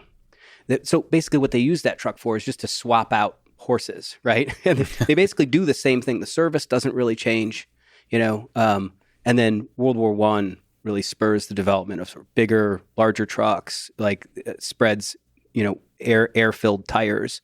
And then we start paving roads, right? And paved roads, right? Air-filled tires and the internal combustion engine. Now you got a winning mix. Now it met with demand for people who wanted to get out from under the thumb of the railroads, right? So there was all of this pent-up demand to get cheaper freight from the countryside into cities and between cities that typically had to go by rail. And so now, 40 years after that internal combustion engine, it becomes this absolutely essential, right? This necessary but not sufficient piece of technology to create the modern trucking industry in the 1930s. And I think self-driving trucks are going to be part of that. And the idea, I guess we credit Jeff Bezos. The idea is, okay, so Sam Walton, if we can do it like a slight tangent on sort of the importance of trucking to business strategy and sort of how it has transformed our world. The central insight that Sam Walton had that made him the giant that he was in influencing the way that so many people get stuff was a trucking insight. And so if you look at the way that he developed his system, you build a distribution center and then you ring it with stores. Those stores are never further out from that distribution center than a human-driven truck can drive back and forth in one day. And so rather than the way all of his competitors were doing it with sending trucks all over the place and having people sleep overnight and sort of making the trucking service fit where they had stores, he designed the layout of the stores, right, to fit what trucks could do. Mm-hmm. And so transportation and logistics, right, become Walmart's, edge, right, and allows them to dominate the space. That's the challenge that Amazon has now. They've mastered the digital part of it, right? And now they got to figure out, like, how do we, dominate the actual physical movement that complements that? Others are obviously going to follow.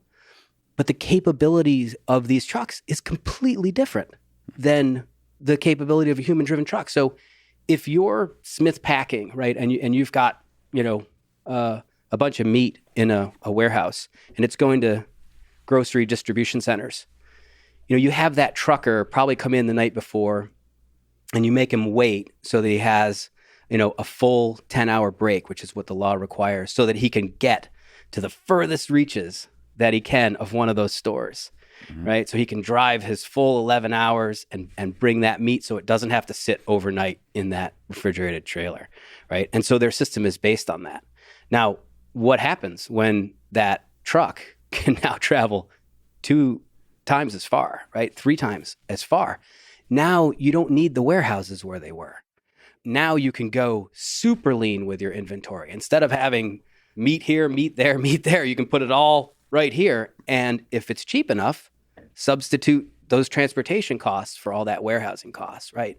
So this is going to remake landscapes in the same way that big box supply chains did, right? And then, of course, the further complement of that is, how do you then get it to people at their door, right?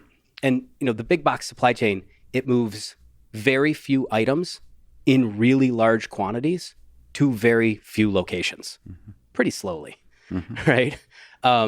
E-commerce aspires, to do something completely different, right? Move huge varieties of things in small quantities virtually everywhere as fast as possible, right? And so that is like that intercity trucking under the, in the era of railroad monopolies, right? The demand for that is potentially enormous, right? And that, so there's so right now, I think a lot of the business plans for sort of automated trucks, right, and sort of the way that the journalistic accounts portray it is like, okay, if we swap out a human for a computer, what are the labor costs per mile? And like, oh, here's the profitability of self-driving trucks. Like, this is transformative technology. We're going to change the way we get stuff. So we could actually get a lot more trucks, period, with autonomous trucks, because they would enable a very different kind of transportation networks, you think? Yeah, and this is where it's like, like, yeah, so we really thought we were going to be electrifying trucks. If they're going twice as far, if they're moving 3 times as much, if they're going 3 times as far, right? What does that mean for how far we are behind on batteries, right? We've got sort of these, ideas about like, man, here's how close we could get to meet this demand. That demand is going to radically change, right? These trucks are, so then we've got to think about, all right, if it's not batteries, how are we powering these things? And how many of them are there going to be? Like right now, we've got 5 million containers that move from LA and Long Beach to Chicago on rail. Rail is 3 or 4 times at least more efficient than trucks in terms of greenhouse gas emissions. And on that lane, it varies a lot depending on demand, but maybe rail has a 20% advantage in cost, maybe 25%, but it's a couple days slower. Mm-hmm. So now you cut the cost of that truck transportation per mile by 30%. Now it's cheaper than rail, and it gets the stuff there 5 days faster than rail. Mm-hmm. How many millions of containers are going to leave LA and Long Beach on self-driving trucks and go to Chicago? And it might look very much like a train if we go with the platooning solution. Where you have just these rows of imagine rows of 10, dozens of trucks or hundreds of trucks, some absurd situation. Yeah. Just going from LA to Chicago. Yeah. Just this train, but taking up a highway. This is probably a good place to talk about various scenarios. But before we get there, can I just make one interesting observation that I made as a driver? Yeah. When you're in a truck, you're up higher, so you can see further and you can see the traffic patterns, and cars move in packs. Mm-hmm. I'm sure there's academic research on this, right? But they move in packs. They kind of bunch up behind a slower car, and then a bunch of them break free. And this is sort of on almost free-flowing highways. They kind of move in packs, and you can kind of see them in the truck. So, rather than platoons, we might have hives, of trucks, right? So you have 20 trucks moving in some coordinated fashion, right? And then maybe the self-driving cars are, because people don't like to be around them or whatever it is, right? You might have a pod of, 20 self-driving cars sort of moving in a packet behind them, This is what, if the aliens came down or were just observing cars, which is one of the sort of prevalent characteristics of human civilization, is there seems to be these cars moving around that would do this kind of analysis of what's the interesting clustering of situations here? Especially with autonomous vehicles. I like this. Okay, so what, technologically speaking, do you see are the different scenarios of increasing automation in trucks? What are some ideas that you think about? For the most part, I have no influence on sort of what these ideas were. So what the project was that I did was I said, technology is created by people. They solve for X and they have some conception of what they want to do. And that's where we should start in sort of thinking about what the impacts might be. So I went and I talked to everybody I could find who was, thinking about developing a self-driving truck. And the question was essentially, what are you trying to build? What do you envision this thing doing? It turned out that for a lot of them was an afterthought. They knew the sort of technological capabilities that a self-driving vehicle would have, and those were the problems that they were tackling. They were engineers and computer scientists, and robotics people, I love you so much. Yeah. This is I could talk forever about this, but yes, there's a technology problem. Let's focus on that, and we'll figure out the actual impact on society, how it's actually going to be applied, how it's actually going to be integrated from a policy and from a human perspective, from a business perspective later. First, let's solve the technology problem. That's not how life works, friends. But okay, I'm sorry. Yeah. So I'm sure the division of labor in these companies, right? There's sort of a business development side, mm-hmm. And then there's the engineering side, right? Yeah. And the engineers are like, oh my God, what are these business development people? Why are they involved? Exactly. Sort of in this process. So I ended up sort of coming up with a few different ideas that people seem to be batting around, and then really tried to zero in on a layman's understanding of the limitations, right? And it turns out that's really obvious and quite simple. Highway driving's a lot simpler, right? So the plan is simplify the problem, right? And focus on highways because city driving is so much more complicated. So from that, I came up with basically 6 scenarios. Actually, I came up with 5 that the developers were talking about. And then one that I thought was a good idea that I had read about, I think in 2013 or 2014, which was actually something that the U.S. military was looking at. I actually first heard about the idea of this kind of automation, at least in sketched out form, in like 2011, I guess it was, with Peloton, which was this sort of early technology entrant into the trucking industry, which was working on platooning trucks. And all they were doing was, you know, a cooperative adaptive cruise control, as they came to call it. Mm-hmm. And we ended up on a panel together. And it's kind of interesting because I was on that panel because I was thinking about how we got the best return on investment for fuel efficient technologies. And if it's cool, I'll sort of set this up because it comes into sort of the story of some of these scenarios. So when I studied the drivers, you had this like complete difference in the driving tasks, like we were talking about before with long haul and city, right? And you're not paid in the city. You've got congestion. The turns are tight. There's lots of, you know, pedestrians and, you know, all the things that self-driving truckers don't like, right? And they're not paid. There's lots of waiting time. And then in the highway, they get to cruise. They're getting paid.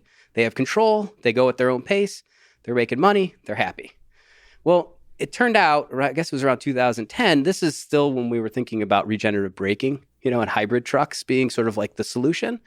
The problems with them sort of, and the advantages, you know, also split on what I was thinking of as kind of the rural-urban divide at that time, right? So like you got the regenerative braking, right? You can make the truck lighter, you can keep it local, right? You don't get any benefit from that, you know, hybrid electric in the on the rural highway. You want aerodynamics, right? Mm-hmm. There you want low rolling resistance tires and these super aerodynamic sleek trucks, right? Where we know with off the shelf technology today, we could double the fuel economy, more than double the fuel economy of the typical truck in that highway segment. Mm-hmm. If we segmented the duty cycle, right? And so in the urban environment, you want a clean burning truck, so you're not giving kids asthma.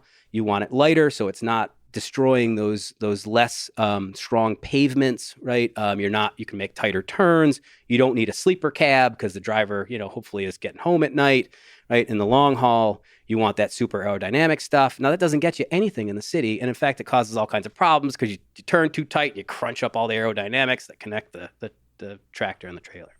So the idea that I had was like, okay, what if we deliberately segmented it?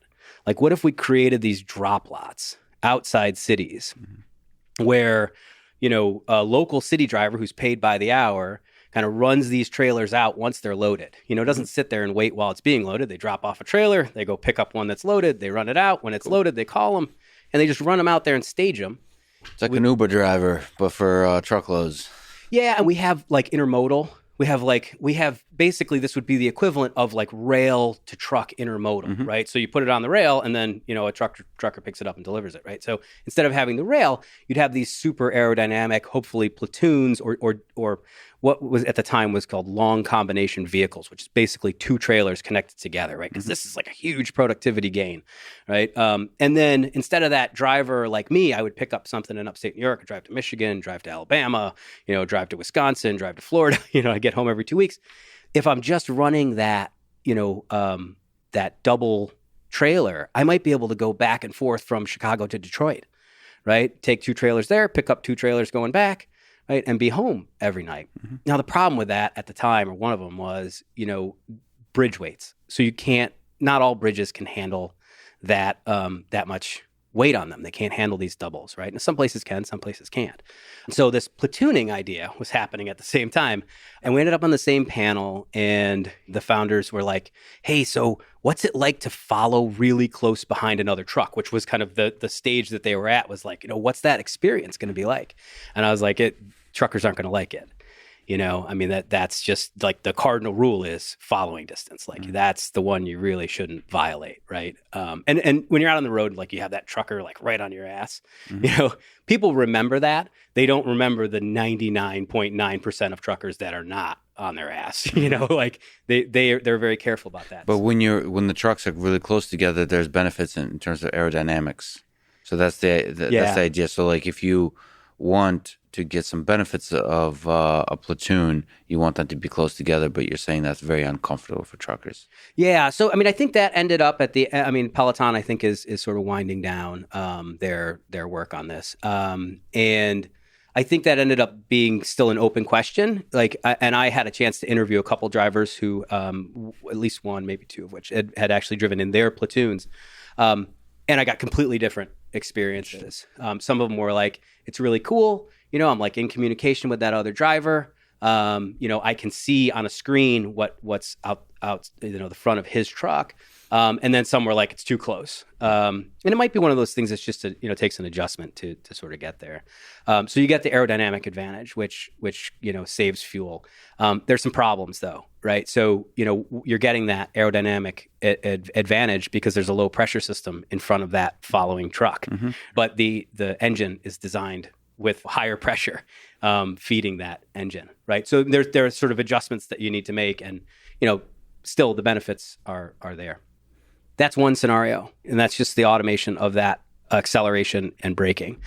Starsky, which probably a lot of your listeners heard about, was working on another scenario, which was to solve that local problem was going to do teleoperation, right? Sort of remote piloting. I had the chance to, sort of watch them do that. It was, they drove a truck in Florida from San Francisco in one of their offices. That was really interesting. And then, in case it's not clear, teleoperation means you're controlling the truck remotely, like it's a video game. So you've gotten the chance to witness it. Does it actually work? Yeah, I mean, so it's what are the pros and cons? One of the problems with doing research like this with all these Silicon Valley folks is the NDAs. Oh, right. Right. So I don't know what I'm able to say about sort of watching it, but obviously they're public statements about sort of what the challenges are, right? And it's about the latency and the ability to sort of in real time. There's challenges there. Let me say one thing. So I'm talking to the I've talked to the Waymo CTO. I'm in conversations with them. I'm talking to the head of trucking, Boris Softman, in next month, actually. I'm a huge fan of his because he was, I think, the founder of Anki, which is a toy robotics company. So I love human-robot interaction. And he created one of the most effective and beautiful toy robots. Anyway, I keep complaining to them on email privately that there's way too much marketing in these conversations and not enough showing off both the challenge and the beauty of the engineering efforts. And that seems to be the case for a lot of these Silicon Valley tech companies. They put up this, you're talking about NDAs. They've for some reason, rightfully, wrongfully, because there's been so much hype and so much money being made, they don't see the upside in being transparent and educating the public about how difficult the problem is. It's much more effective for them to say, we have everything solved. This will change everything. This will change society as we know it, and just kind of wave their hands, as opposed to exploring together like these different scenarios. What are the pros and cons? Why is it really difficult? What are the gray areas of where it works and doesn't? What's the role of the human in this picture, of both the sort of the operators and the other humans on the road? All of that, which are fascinating human problems, fascinating engineering problems that I wish we could have a conversation about, as opposed to always feeling like it's just marketing talk. Because a lot of what we're talking about now, even you with having private conversations under NDA, you still don't have the full picture of everything, of how difficult this problem is. One of the big questions still have is, how difficult is driving? I've disagree with Elon Musk and Jim Keller on this point. I have a sense that driving is really difficult. The task of driving, just broadly. This is like philosophy talk. How much intelligence is required to drive a car? So from a Jim Keller, who used to be the head of Autopilot, the idea is that it's just a collision avoidance problem. It's like billiard balls. It's like you have to convert the drive. You have to do some basic perception, computer vision, to convert driving into a game of pool. and then you just have to get everything into a pocket. Yeah. To me, there seems to be some game theoretic dance combined with the fact that people's life is at stake. And then when people die at the hands of a robot, the reaction is going to be much more complicated. So all of that, but that's still an open question. And the cool thing is all of these companies are struggling with this question of how difficult is it to solve this problem sufficiently such that we can build a business on top of it and have a product that's going to make a huge amount of money and compete with the manually driven vehicles. And so their teleoperation from Starsky's is a really interesting idea. How much can there's a few autonomous vehicle companies that tried to integrate teleoperation in the picture. Can we reduce some of the costs while still having reliability, like catch when the vehicle fails by having teleoperation? It's an open question. So that's for you. Scenario number 2 is to use teleoperation as part of the picture. Yeah, let me follow up on that question of how hard driving is, because this becomes a big question for researchers who are thinking about labor market impacts, right? Because we start from a perspective of what's hard or easy for humans, right? And so, if you were to look at truck driving prior to there's been a lot of thinking and debate in academic, research circles around sort of how you estimate labor impacts, right? What these models look like. And a lot of it is about how automatable is a job. Object recognition, really easy for people, right? Really hard for computers. And so there's a whole bunch of things that, truck drivers do that we see as, super easy. And as it would have been characterized 10 years ago, routine. And it's not for a computer, right? It turns out to be something that we do naturally that is sort of cutting edge, right? Computer science. So on the teleoperation question, I think this is more interesting one than people would like to sort of let on, I think, publicly. There are going to be problems, right? And this is one of the complexities of sort of putting these things out in the world. And if you see the real world of trucking, you realize, wow, it's rough. There are dirt lots, there's gravel, there's salt and ice and cold weather, and there's equipment that just gets left out in the middle of nowhere, and the brakes don't get maintained, and somebody was supposed to service something and they didn't, And so you imagine, okay, we've got this vehicle that can drive itself, which is going to require a whole lot of sensors to tell it that, like, the doors are still closed and the trailer's still hooked up and each of the tires has adequate pressure and, any number of, probably hundreds of sensors that are going to be sort of relaying information. And one of them, after 500,000 miles or whatever, goes out. Mm-hmm. Now, do we have some fleet of technicians sort of continually cruising the highways and sort of servicing these things as they do what? Pull themselves off to the side of the road and say, I've got a sensor fault, I'm pulling over, or maybe there's some level of like critical faults or whatever it might be. So, that suggests that there might be a role for teleoperation even with self-driving. And when I push people on it in the conversations, they all are like, yeah, we kind of have that on the bottom of the list. Figure out how to rescue truck, it's like on the to-do list, right? After solving the self-driving, question is like, yeah, what do we do with the problems, right? I mean, now we could imagine all right, we have some, protocol that the truck is not, realizes the system says not safe for operation, pull to the side. Mm-hmm. Good, you haven't crashed, but now you got a truck stranded on the side of the road. You're going to send out somebody to calibrate things and check out what's going on. Or that sounds like expensive labor. It sounds like downtime. It sounds like the kind of things that shippers don't like to happen to their freight, in a just-in-time world. And so wouldn't it be great if you could just sort of, loop your way into the controls of that truck and say, all right, we've got a sensor out, says that the tire's bad, but I can see visually from the camera, looks fine. I'm going to drive it to our next depot, maybe the next Ryder or Penske location, mm-hmm. right? Sort of all these service locations around and have a technician take a look at it. So teleoperation often gets this, dismissive, commentary from other folks working on other scenarios. But I think it's potentially more relevant than we hear publicly. But it's a hard problem.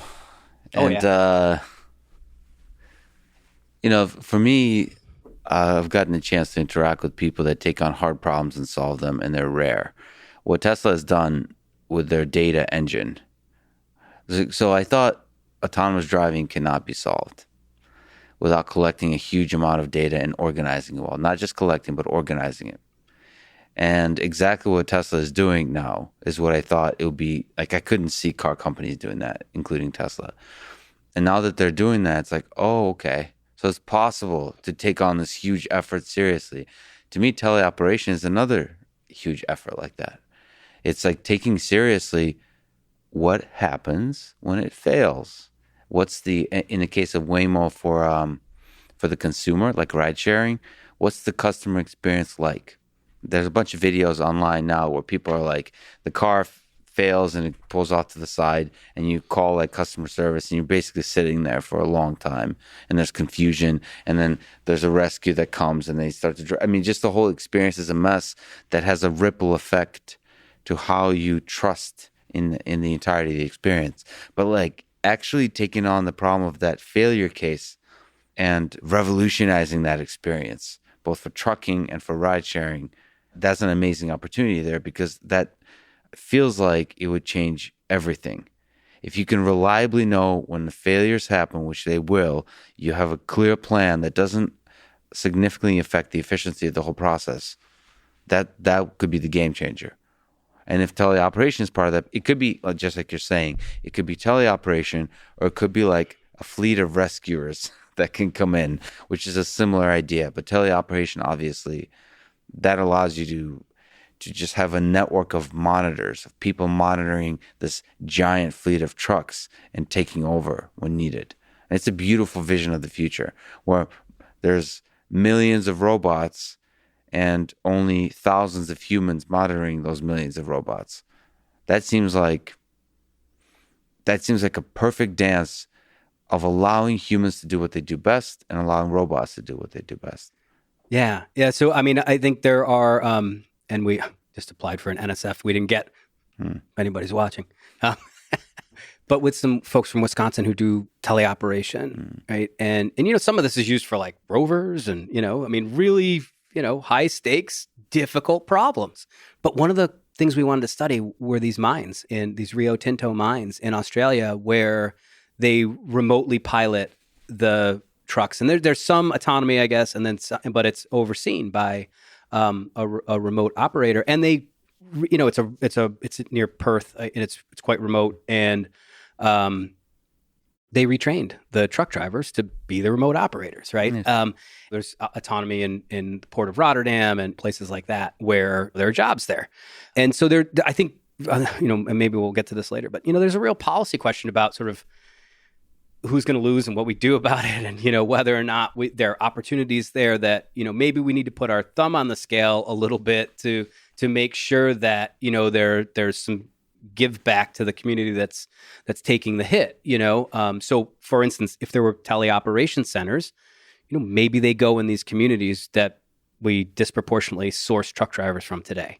Now, I mean, what does that mean? It may not be the cheapest place to do it if they don't have great connectivity. And it may not be where the upper level managers want to be, and, places like that, issues like that, right? So I do think it's an interesting question, both from sort of a practical scenario situation of how it's going to work, but also from a policy perspective.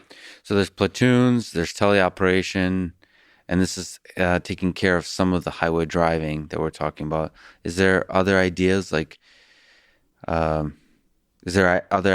scenarios that you have for autonomous trucks? Yeah. So, I mean, the most obvious one actually is just, facility to facility, right? The sort of, it can't go everywhere, but a lot of logistics facilities are very close to interstates, and they're on big commercial roads without, bikes and parked cars and all that stuff. And some of the jobs that I think are really first on the chopping block are these LTL, that less than truckload, what's called line haul, right? Mm-hmm. So these are the drivers who go from terminal to terminal with those full trailers. And those facilities are often located strategically to avoid congestion, right? And to be in big, industrial facilities. So, you could imagine that being, the first place you see a Waymo self-driving, truck roll out might be, sort of direct facility to facility for UPS or FedEx or a less than truckload carrier. And the idea there is fully driverless, so potentially not even a driver in the truck. It's just going from facility to facility empty, zero occupancy.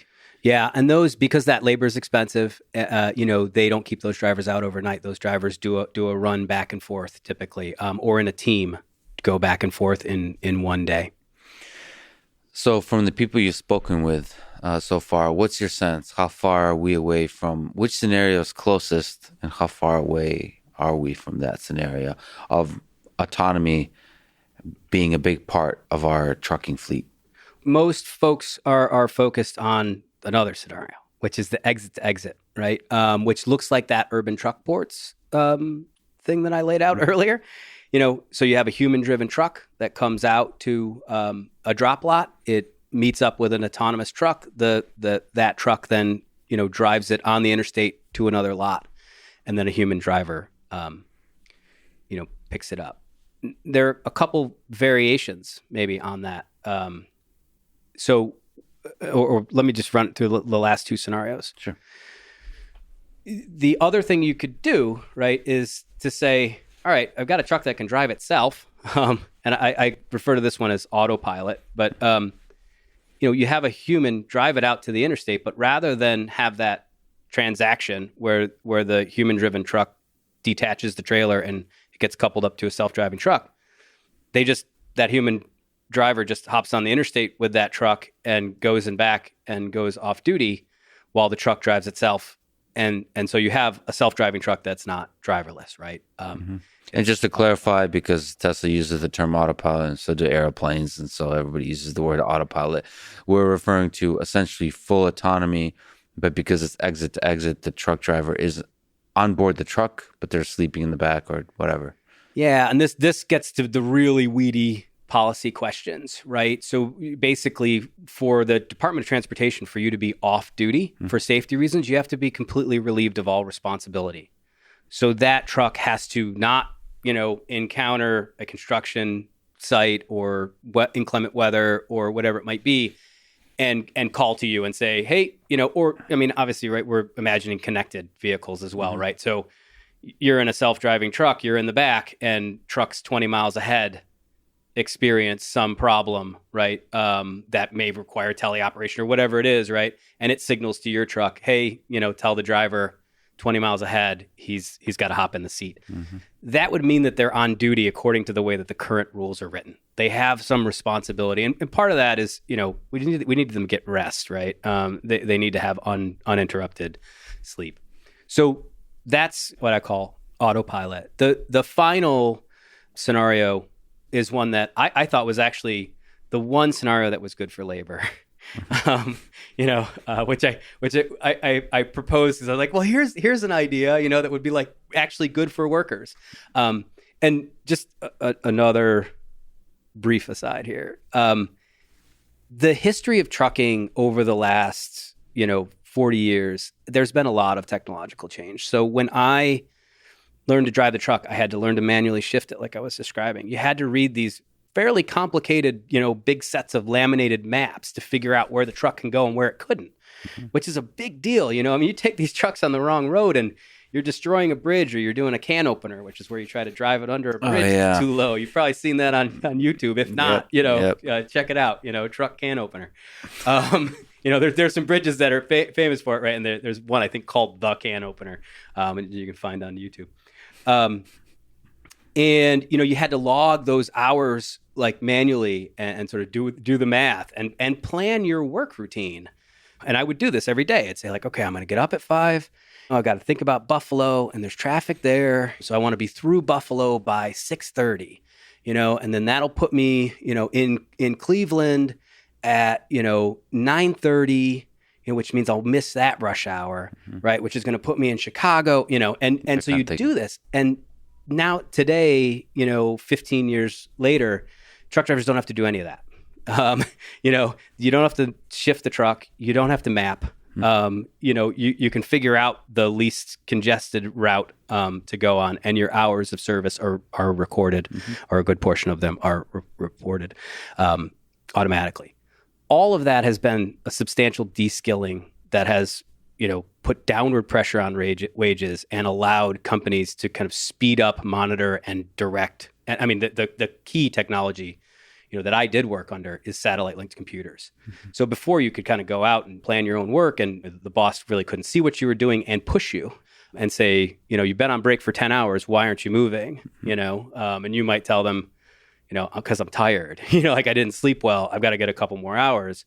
They're only going to accept that so many times, or at least some of those dispatchers are. So all this technology has made the job sort of, de-skilled the job, hurt drivers in the labor market, made the work worse. So I think the burden is really on the technologists who are like, oh, this will make truck driver jobs better, and sort of envision ways that it would. It's like the burden's really of proof is really on you to sort of really clearly lay out what that is going to look like, because it's 30 or 40 years of history suggests that technology into labor markets where workers are really weak and cheap is what wins, that new technology doesn't help workers or raise their wages. So it lowers the bar of entry in terms of skill. Yeah. So that's really interesting. That's tough. That's tough to know what to do with, because, from a technology perspective, you want to make the life of the people doing the job today easier. Is it? Is that what you want?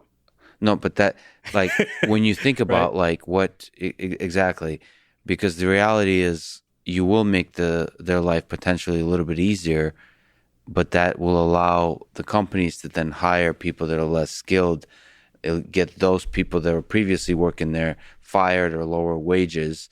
And so the result of this easier is a lower quality of life. Yeah. That's dark, actually. I know. I'm sorry. But you were saying that was for you initially the hopeful. Oh no! So I'll get to that, but one more thing, because this is not stopping, right? And this is another interesting question about the sort of automation, and I think Uber, right, is an interesting example here, right, where it's like, okay, if we had self-driving trucks or self-driving cars, right, we could automate, what used to be taxi service. Mm-hmm. There's a whole bunch of stuff that's already been automated, like the dispatching. So the dispatchers are already out of work in rideshare, and the payment is already automated, right? So so you have to automate steps like this. So you have to have, that initial link to dispatch the truck. You have to have the automated mapping and all. So we've sort of done all this, incremental automation, right, that could make the truck completely driverless. There's some important things happening right now with the remaining good jobs. So what you're really paying for when you get a good truck driver is, like I said, you get those kind of local skills of like backing and congested traffic. Those, it's really impressive to watch, and there's some value on it, certainly, but it's relatively low value in the actual driving technique, right? So you bump something, backing into the dock, it's, it might be a couple $1,000s because you ruin a canopy or something over a dock or tear up a trailer.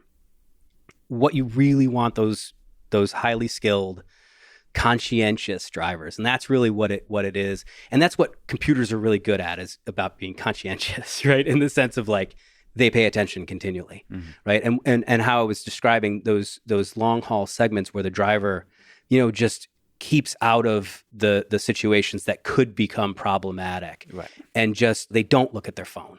I mean, they take the job seriously and they're safe. And you can give somebody a skills test, right? In as a CDL examiner, you could take them out and say, all right, I need you to go around these cones and like drive safely through this school zone. But what really proves that you're a safe driver is 2 years without an accident, right? Because that means that day after day, hour after hour, mile after mile, you did the right thing, right? And not when it was like, oh, some situations emerging, but just consistently over time kept yourself out of accident situations. And you can see this with drivers who are, 1 million or 2 million safe miles. And the value of those drivers for Walmart is they don't run over minivans. The company I worked for, they ran over minivans on a regular basis. So, when I was trained, they said, we kill 20 people a year. That We send someone to the funeral, There's a big check involved. Don't be that. We don't want to go to your funeral, and you don't want to be the person who caused that funeral. Okay, so they just write that off. Okay, that's just part of the business model. Now, forward collision avoidance can, basically eliminate the vast majority of those accidents. Mm-hmm. That's what the value of a really expensive conscientious driver is based on. They don't run over minivans. Mm-hmm. So as soon as you have that forward collision avoidance, what's going to happen to the wages of those drivers? By way of a therapy session, help me understand, is collision avoidance, automated collision avoidance systems, are they good or bad for society? Yeah, I mean, this is, they're good. Right? They're good.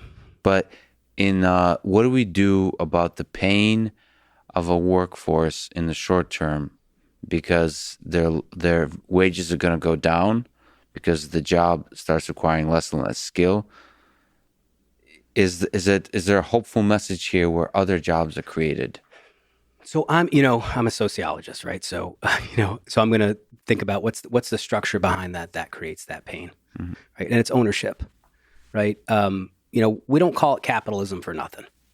What capitalists do is they figure out cheaper, more efficient ways to do stuff, and they use technology to do that oftentimes, right? This is the remarkable history of the last couple centuries, and all the productivity gains is, people who were in a competitive market saying, if I have to do it, right? I don't have a choice, because like my competitor over there is going to eat my lunch if I'm not on my game. I don't have a choice. I've got to invest in this technology to, make it more efficient, to make it cheaper. And what do you look for? Oftentimes, you look for labor costs, right? You look for high value labor. If I can take 100 and, a lot of these truck drivers make good money, $100,000, good benefits, vacation, retirement. If I can replace them with a $35,000 worker when I'm competing with maybe a low wage retail employer rather than some other more expensive employers for, skilled blue collar workers, I'm going to do that. And that's what we do. And so I think those are the bigger questions around this technology, mm-hmm. right? Is like, are workers going to get screwed by this? Like, yeah, most likely. Like that's what we do. So one of the things you say is, first of all, the numbers of workers that will feel this pain is not perhaps as large as the journalists kind of articulate, but nevertheless, the pain is real. And I guess my question here is, do you have an optimistic vision about the transformative effects of autonomous trucks on society? Like, if you look 20 years from now and perhaps see, maybe 30 years from now, perhaps see these autonomous trucks doing the various parts of the scenarios you listed, and they're just hundreds of thousands of them, just like veins, like blood flowing through veins on the interstate system. What kind of world do you see that's a better world than today that involves such trucks? Yeah. Can I defend myself first? Because sure. I'm reading the comments right now. Yes. Of people, of the economists who are telling me. Dear commenter. Dear PhD in economics. Yes.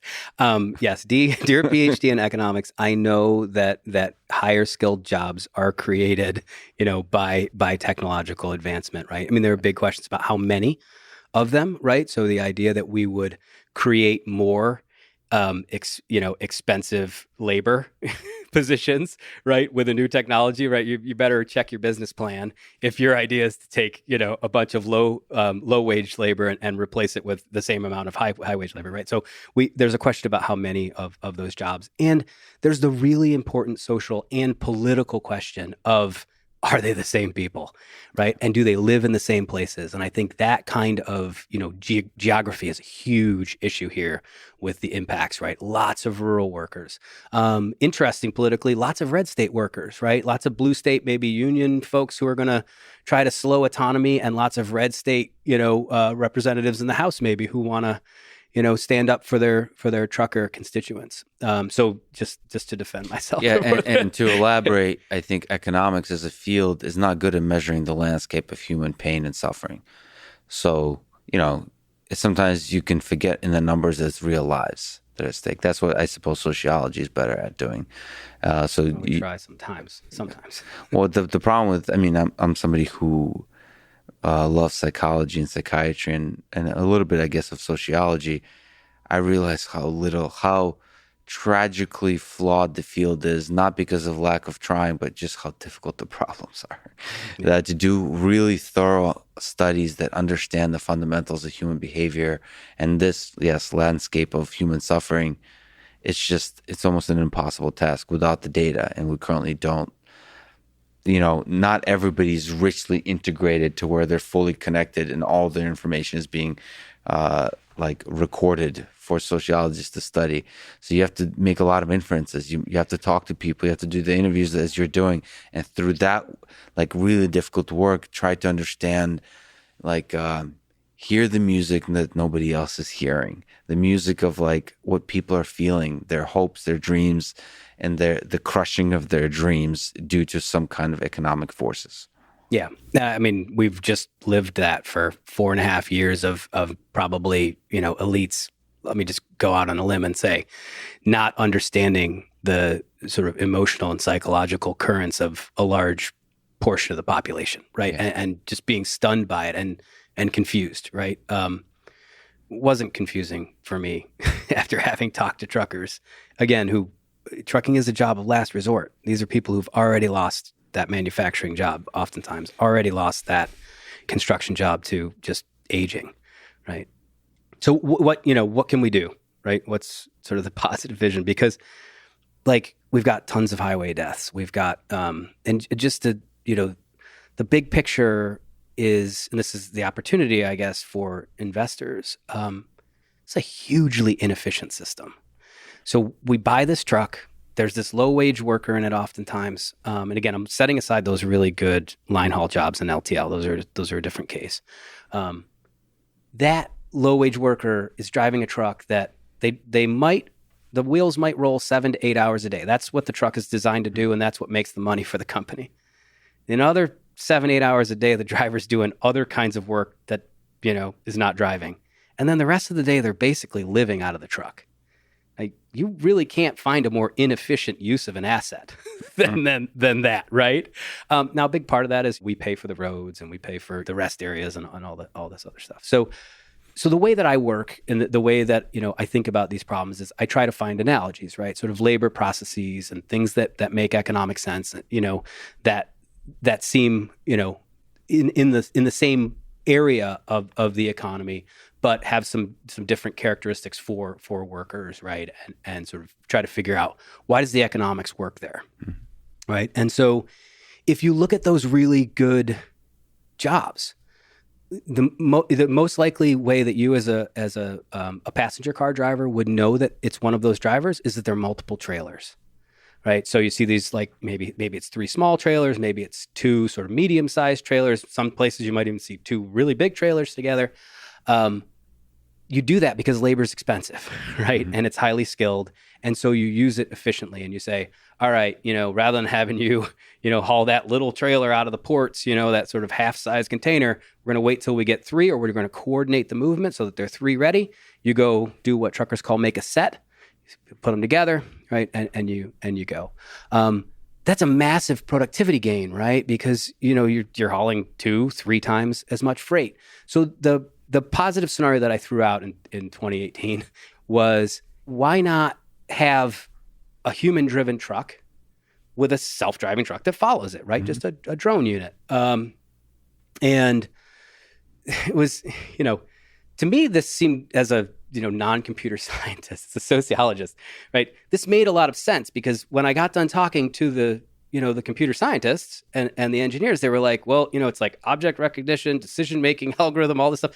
It's like, all right, so why don't you leave the human brain in the lead vehicle, mm-hmm. right? You got all that processing, and then all that following. Now, again, this is sort of me being a layperson.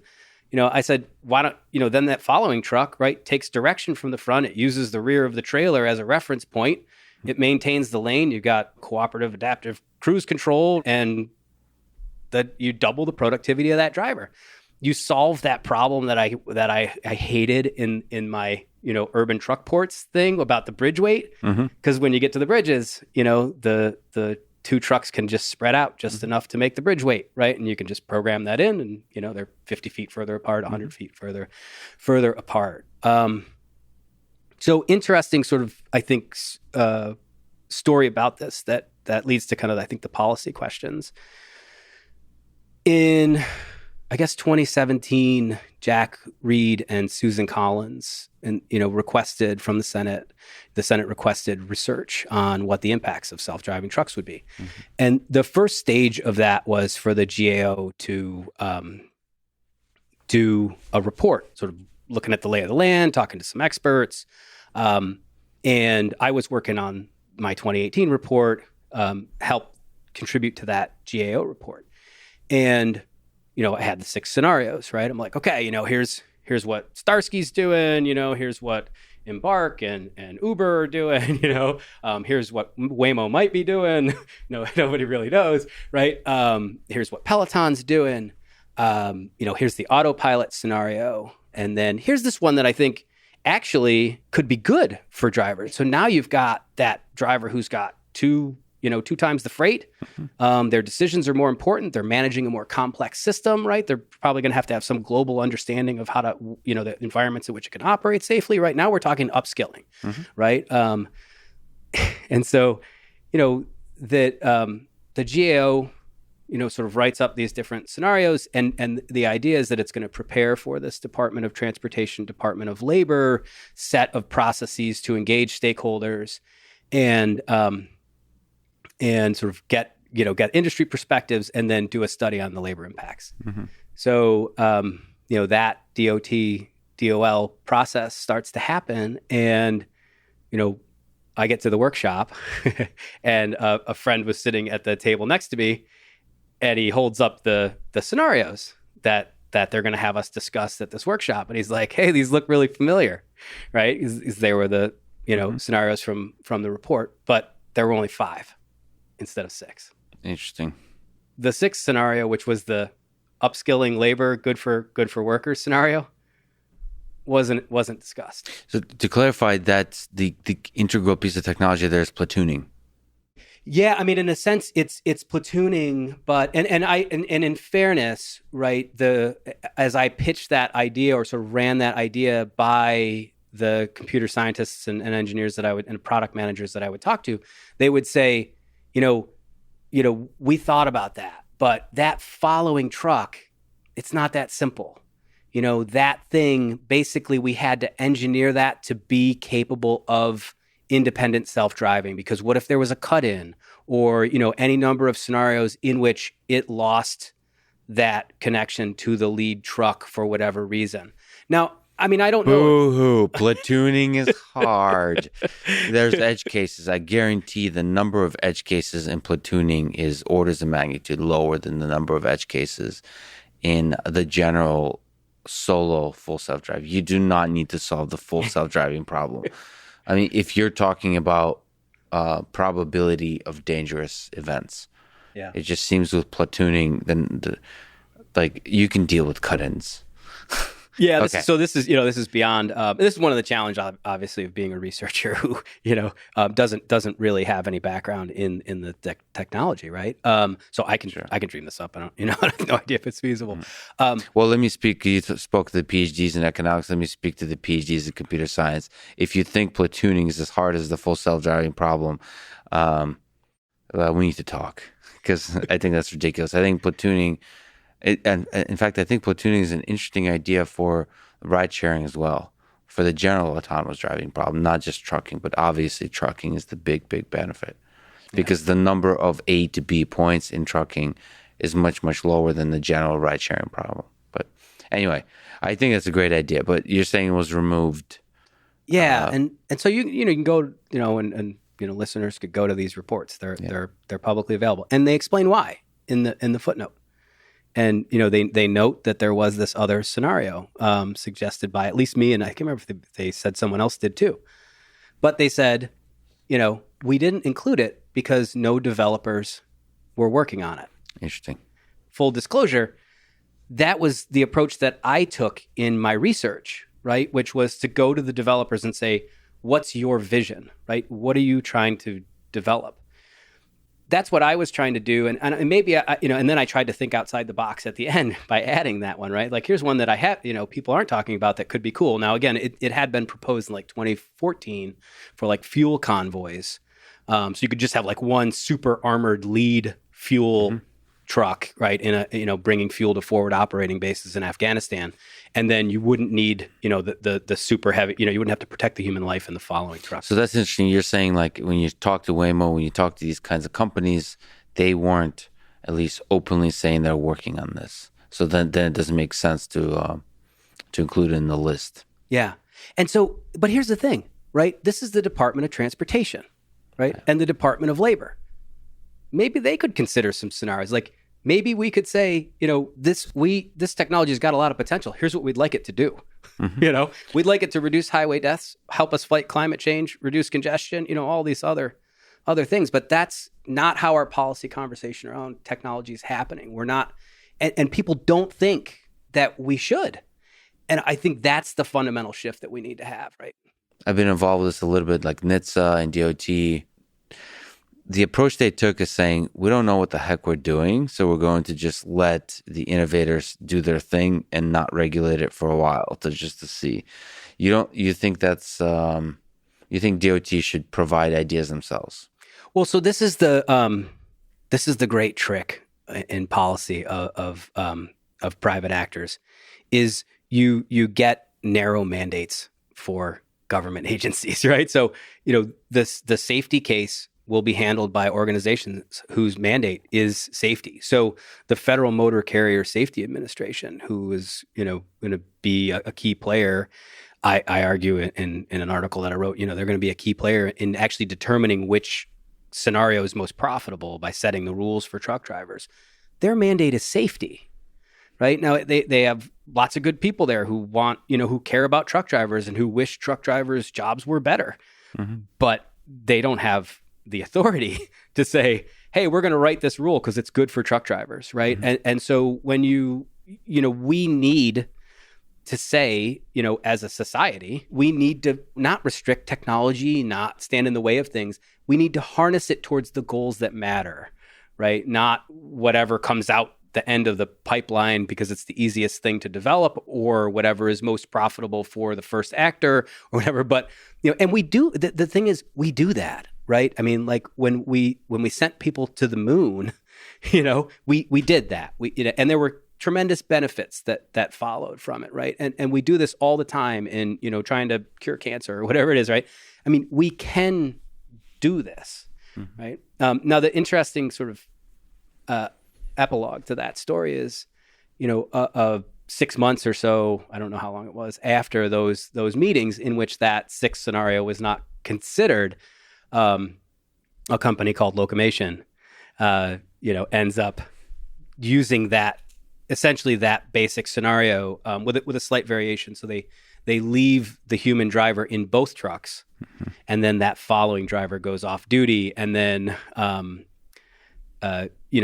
been trying to think of what the term is. They kind of, I think of it as like slingshotting. They sort of, when one runs out of hours, the one who's off duty goes in front, and, cool. And so, if only they had been, around six months earlier, it might have been considered by DOT. But it just says, who has the authority to propose what these visions of the future are? Well, some of it is also just the company stepping up and just doing it. Screw the authority and showing that it's possible, and then the authority follows.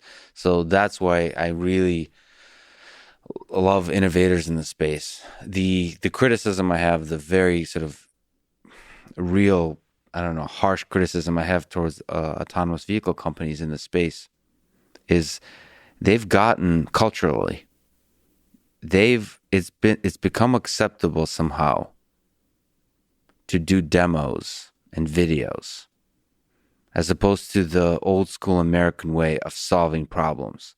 There's a culture in Silicon Valley where you're talking to VCs that have lost that kind of love of solving problems. They kind of like envision, if the story you told me in your PowerPoint presentation is true, how many trillions of dollars might I be able to make? There's something lost in that conversation where you're not really taking on like the problem in a real way. So these autonomous vehicle companies realize we just need to make nice PowerPoint presentations and not actually deliver products that like everybody looks outside and says, "Holy shit, this is life changing." This is where I have to give props to Waymo, is they put driverless cars on the road, and like forget PowerPoint slide presentations, actual cars on the road. Then you can criticize like, is that actually going to work? Who knows? But the thing is, they have cars on the road, and that's why I have to give props to Tesla. They have whatever you want to say about risk and all those kinds of things. They have cars on the road that have some level of automation, and soon they have trucks on the road as well. And that component, I think, is an important part of the policy conversation, because you start getting data of these from these companies that are willing to take the big risks, as opposed to making slide decks. They're actually putting cars on the road, and like real lives are at stake. They could be lost, and they could bankrupt the company if they make the wrong decisions. And that's deeply admirable to me. Speaking of which, I have to ask, Waymo trucks, I think it's called Waymo Via. So I'm talking to the head of trucking at Waymo. I don't know if you got a chance to interact with him.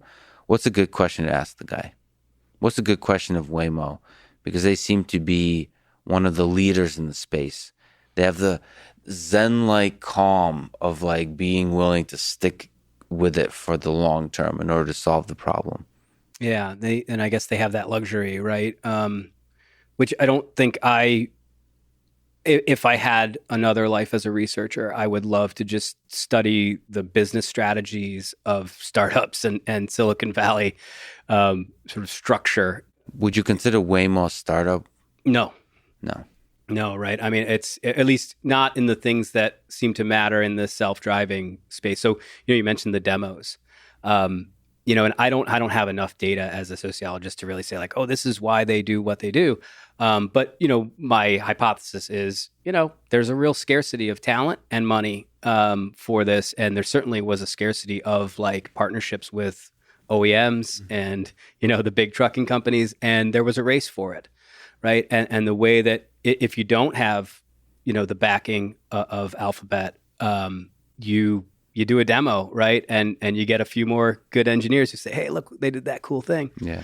Like Anthony Lewandowski did with Otto, and that resulted in the Uber purchase of that program.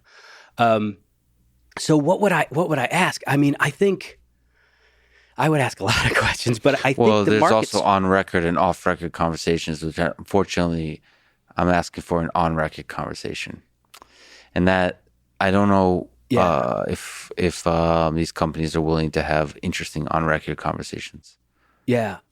I mean, I assume that there are questions that I don't think you'd have to ask. Like, I assume they're going to be actually driverless, right? They're not going to keep the driver in there. Yeah.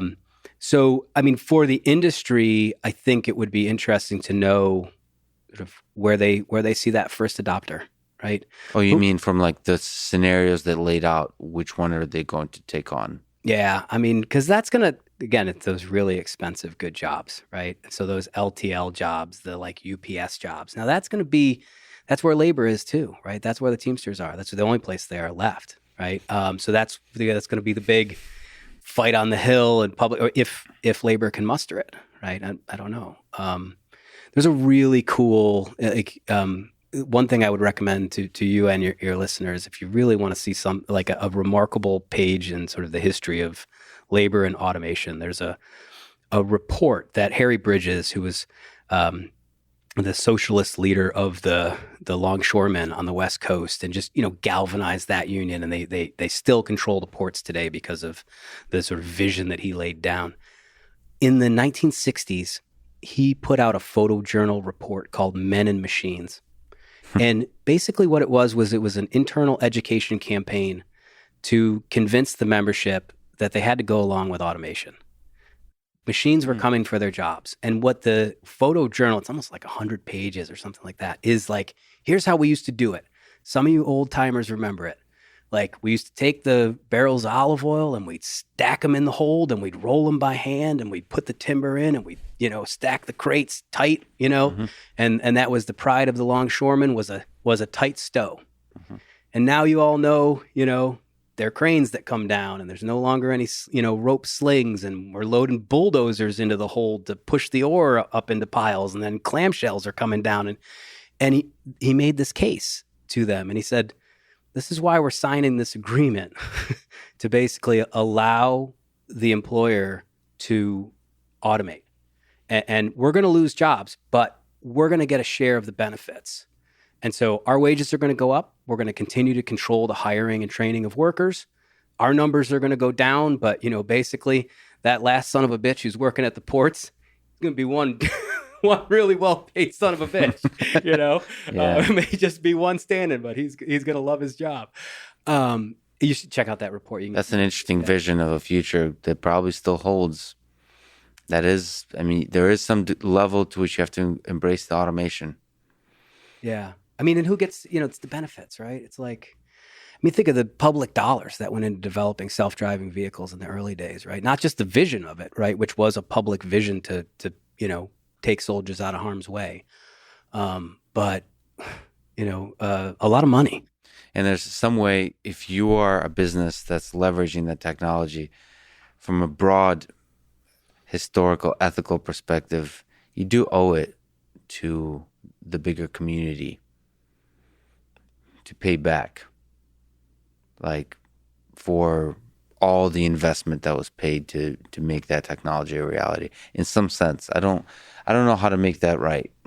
That on one, there's pure capitalism, and then there's communism, and I'm not sure. I'm not sure how to get that balance right.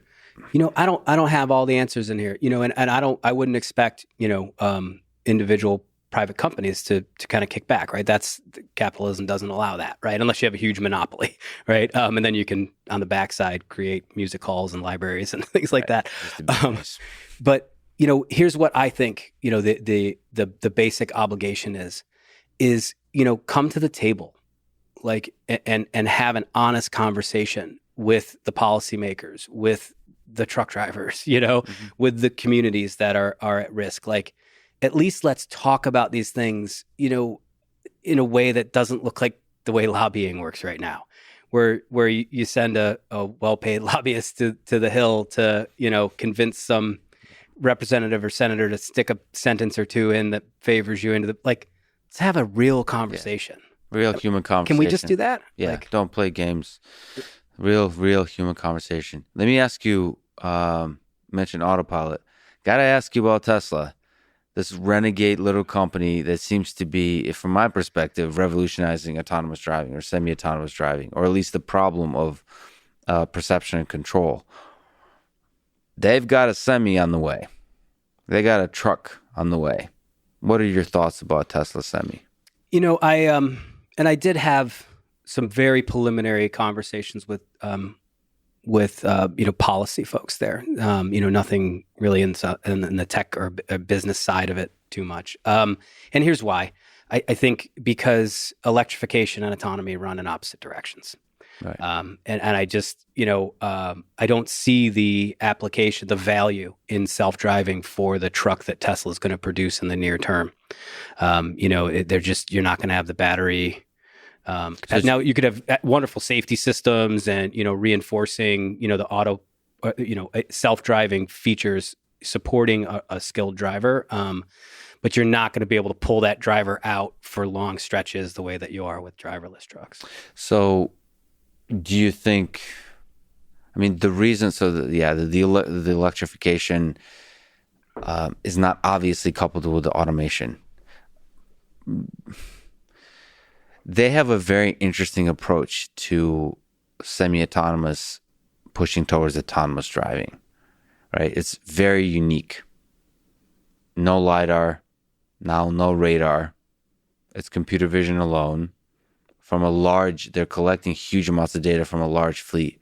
It's an interesting, unique approach, bold and fearless in this direction. If I were to guess whether this approach would work, I would say no. It started.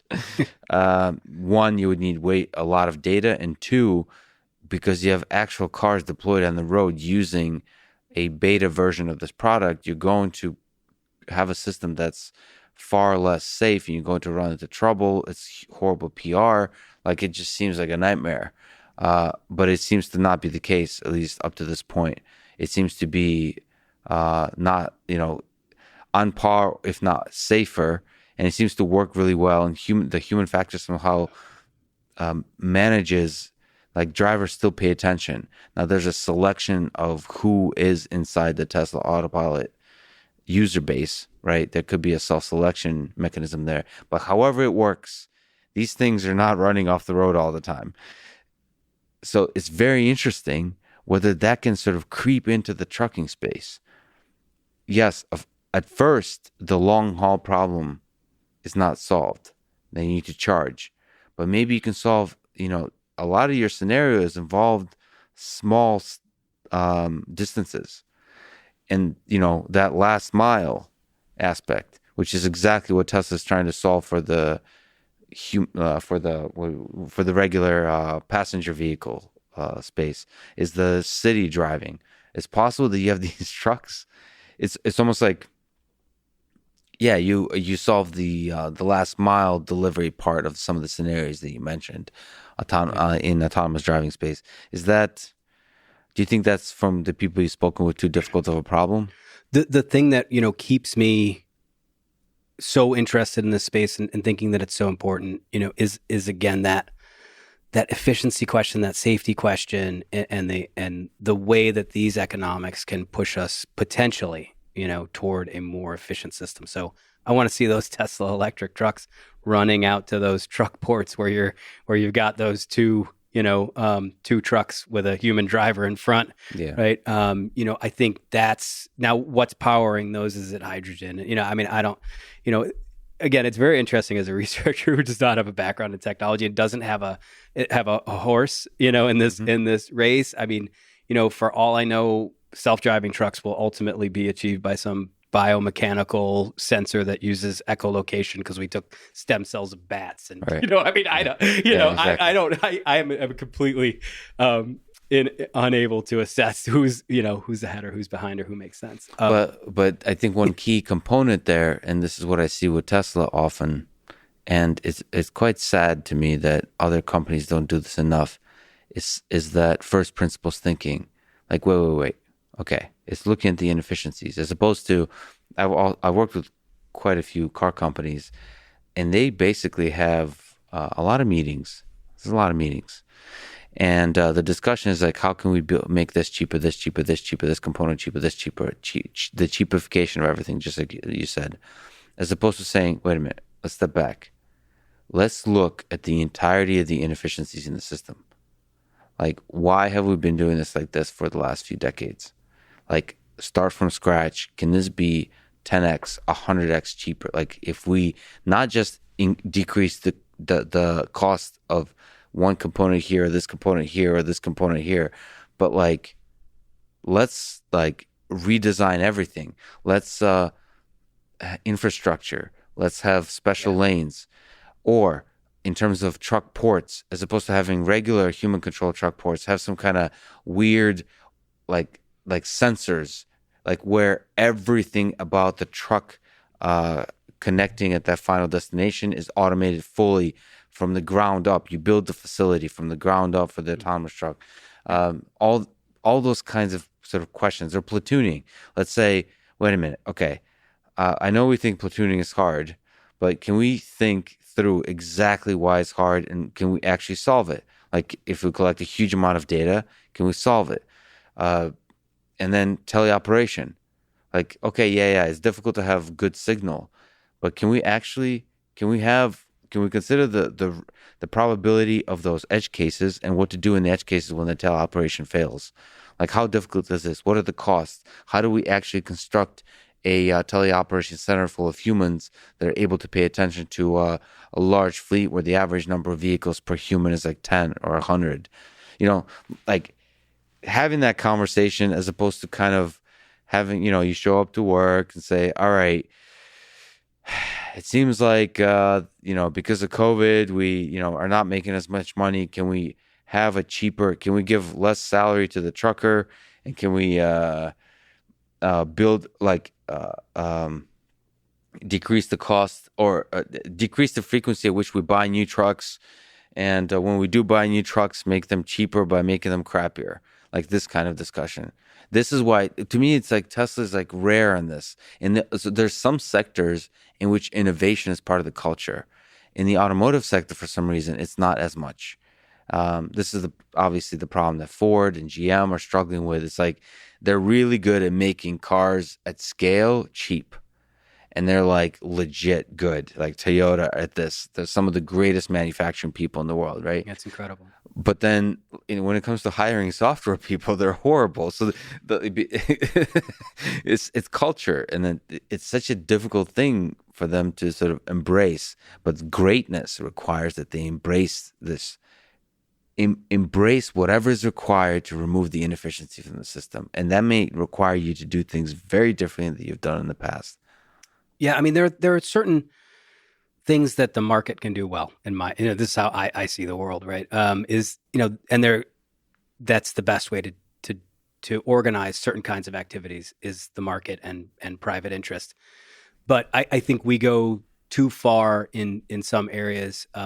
Transportation is, if we can't have a public debate about the roads that we all pay for, you forget about it in private factories and all these other healthcare and other places. It's going to be way harder there. Healthcare, I guess, has some direct contact with the consumer, where we're probably going to have lots of sort of hands-on public policy about concerns around patient rights and things like that. But if we can't figure out how to have a public policy conversation around how technology is going to reform our public, roadways and our transportation system, like we're really leaving way too much to private companies. It's not in their. I get asked this question, like, what should companies do? And I'm like, just go about doing what you're doing. I mean, please come to the table and talk about it, but it's not their role. I mean, I appreciate, Elon's, attempts to sort of, have species level goals, like, we're going to go to Mars. I mean, that's amazing. And that's incredible that someone can realize, that, have a chance at realizing that vision. It's amazing. Right. But when it comes to so many areas of our economy, we can't wait for a hero. We have to have, and there are way too many interests involved. It's who builds the roads, I mean, the money that sloshes around on Capitol Hill to decide what happens in these infrastructure bills and the transportation bill is just obscene, right? See, I think so. It's an interesting view of markets. Correct me if I'm wrong. Let me propose a theory to you that progress in the world is made by heroes, and the markets remove the inefficiencies from the work the heroes did. So going to Mars from the perspective of markets probably has no value. Maybe you can argue it's good for hiring to have a vision or something like that. But like those big projects don't seem to have an obvious value. But our world progresses by those big leaps. And then after the leaps are taken, then the markets are very good at removing sort of inefficiencies.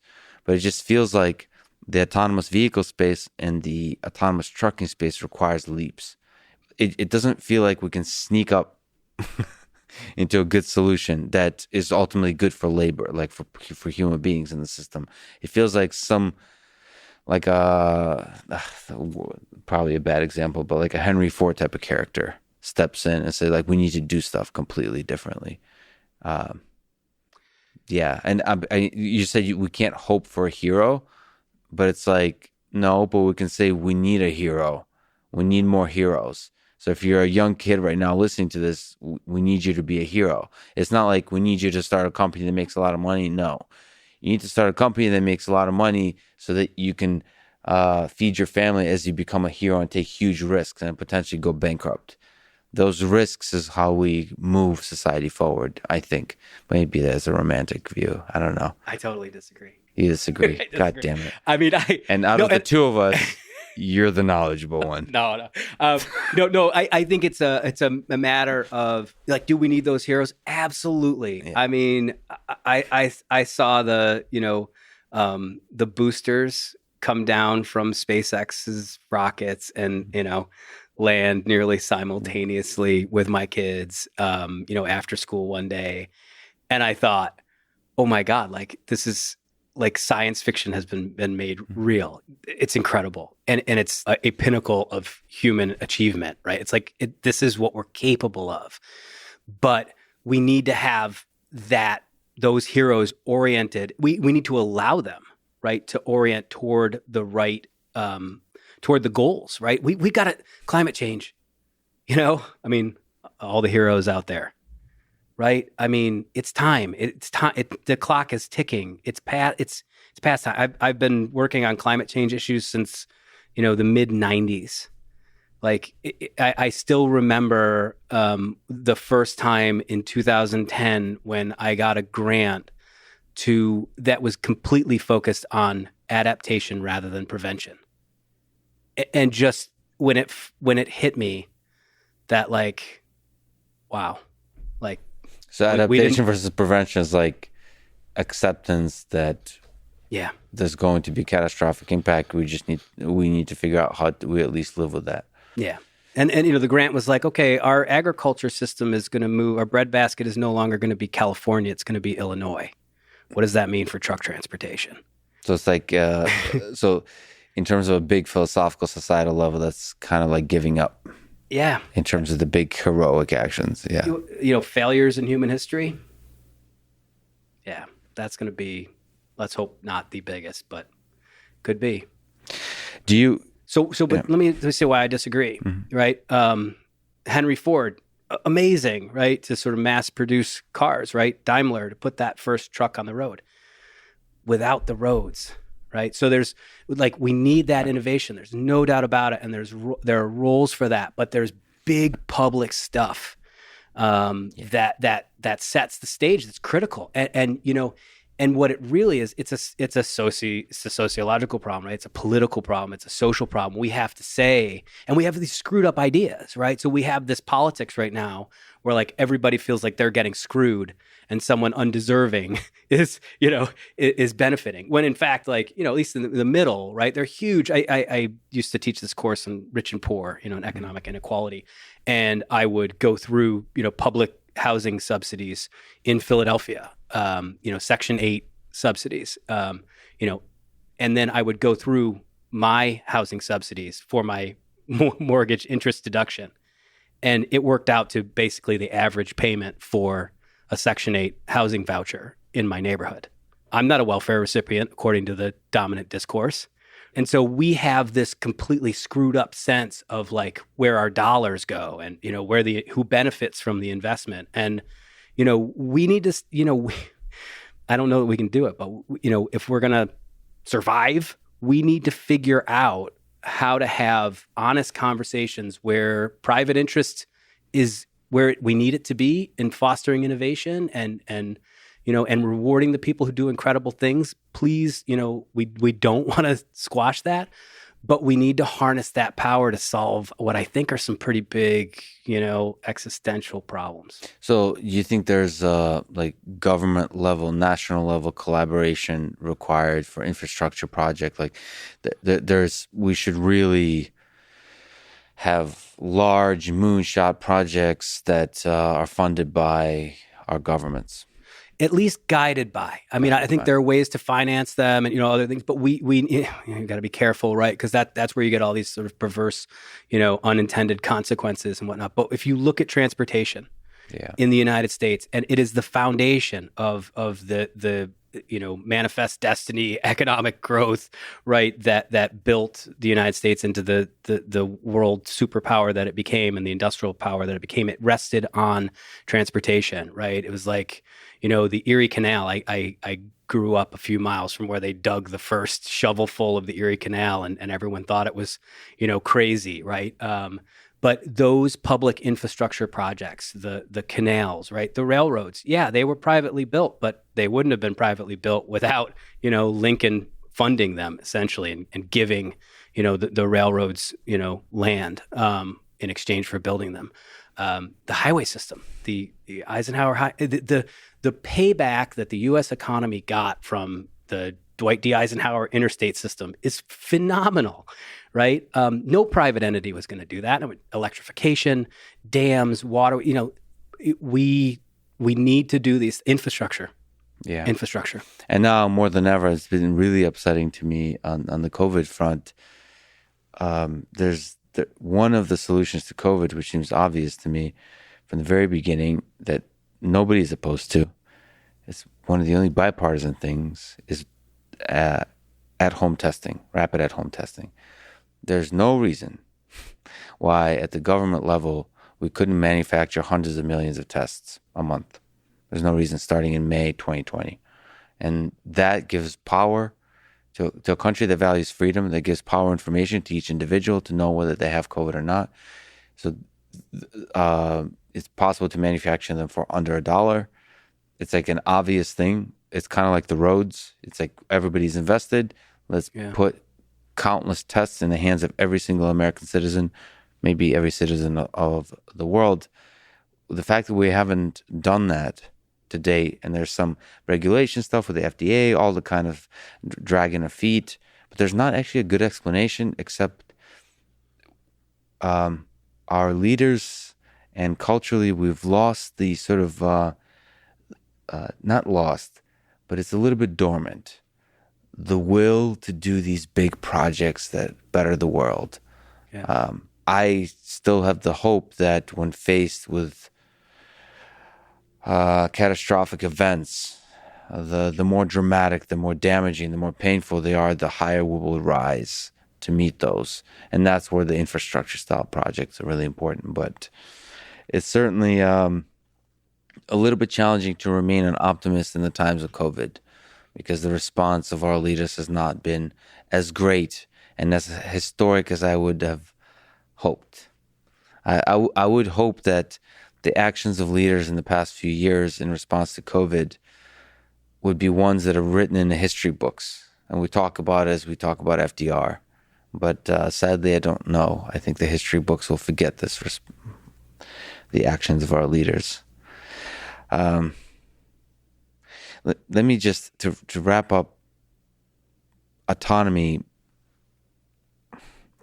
when you look into the future, are you excited about automation in the space of trucking? Is it, when you go to bed at night, do you see a beautiful world in your vision that involves autonomous trucks? Like all of the truckers you've become close with, you've talked to, do you see a better world for them because of autonomous trucks? Damn you, Lex. You know why? Because I want to be an optimist, and I want to think of myself, I guess, as a half glass full kind of person. But, when you ask it like that, and I think about, like what when I look at the challenges to harnessing that for, just let's take just, labor and climate, right? There are other issues, congestion, et cetera, infrastructure that are going to be affected by this, again, those big transformational issues. I think it's going to take the best of us. Like it's going to take the best of our policy approaches. It's going to take, we need to start investing in building rebuilding those institutions. I mean, that's what we've seen in the last 4 years, right? And the erosion of that was so clear among these truck drivers. Like, when Trump, came in and said, like, free trade's good for workers. Like, yeah, right. I grew up in the Rust Belt. I watched factory after factory close. All of my ancestors worked at the same factory. It's still holding on by a thread. Like, the Democratic Party told, blue collar workers for years. Don't worry about, free trade. It's not bad for you. And I know the economists will probably get in the comment box now, about how We'll look forward to your yeah, comments. look forward to your comments about how free trade benefits everybody. But, immigration, you go and I'm, I think immigration is great. The United States benefits from it tremendously, right? But there are costs, right? Go down to South Philadelphia and find a drywaller and tell him that immigration hasn't hurt him, right? Go to these places where there's competition, right? And yes, we benefit overall, but we have a system that allows some people to pay really high costs. And Trump tapped into that, and there was no, that's more than that too, obviously. And there's lots of really dark stuff that goes along with it, that, the sort of racialization of others and things like that. But he hit on those core, issues that, if you were to go back over my trucking interviews for 15 years, you would have heard those stories over and over and over again, that sense of voicelessness, that sense of powerlessness, that sense that there's no difference between the Democrats and the Republicans because they're all going to screw us over. Yeah. And that was there, and you could just ignore it as long as you want and tell people, don't worry, trade's good for you. Don't worry, immigration's good for you. As their communities lose factories. And I mean, a lot of them were lost to the South before they were lost to overseas, whatever. But, tapped into that, there's a fundamental distrust of, you look at these like Pew polls on whether people trust the media, right? But whether or not they trust higher education, these institutions that I find magical, right? I mean, you look at the vaccine research and stuff that, brilliant, people doing incredible things for humanity. Like, the idea that we can take these viruses that, used to ravage through the human population and that we had to be terrified of. Mm. And, we've suffered, but, we have such power now to defend ourselves, right? Behind these programs, right? And to see those, people be like, I'm not sure if higher education is good for the country or not. It's like, where are we? So we need to rebuild the faith and trust in those institutions and have these, but we need to have honest conversations before people are gonna buy it. Do you have ideas for rebuilding the trust and giving a voice to the voices? So is many of the things we've been talking about is so sort of deeply integrated. You think like, this is the trouble I have with people that work on AI and autonomous vehicles and so on. It's not just a technology problem. It's this human pain problem. It's the robot essentially silencing the voice of a human being because it's lowering their wage, making them suffer more, and giving them no tools of how to escape that suffering. Is there something? I mean, it even gets into the question of meaning. So if money is one thing, but it's also what makes us happy in life. A lot of those truckers, the set of jobs they've had in their life were defining to them as human beings. And the question with automation is not just how do we have a job that gives you money to feed your family, but also a job that gives you meaning, that gives you pride. Yeah. And for me, the hope is that AI and automation will provide other jobs that will be a source of meaning. But coupled with that hope is that there will not be too much suffering in the transition, and that's not obvious from the people you've spoken with.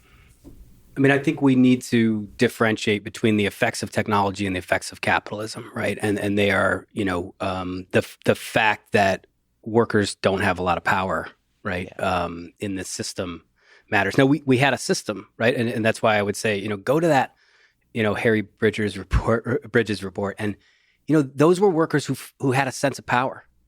They said, you know what, we can demand some of the benefits, like automate our jobs away, but kick a little down to us, right? And we had, in the golden era of American industrialism in post World War II, that was the contract. The contract was, employers can do what they want in automation and all these things.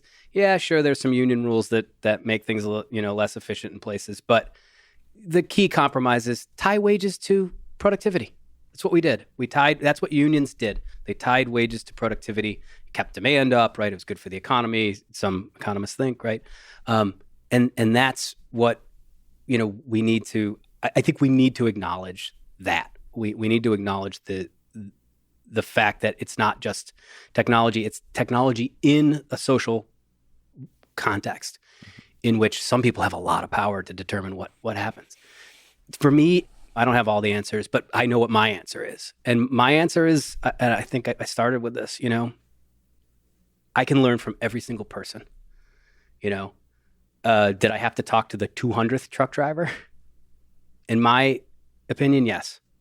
Because I was going to learn something from that 200th truck driver.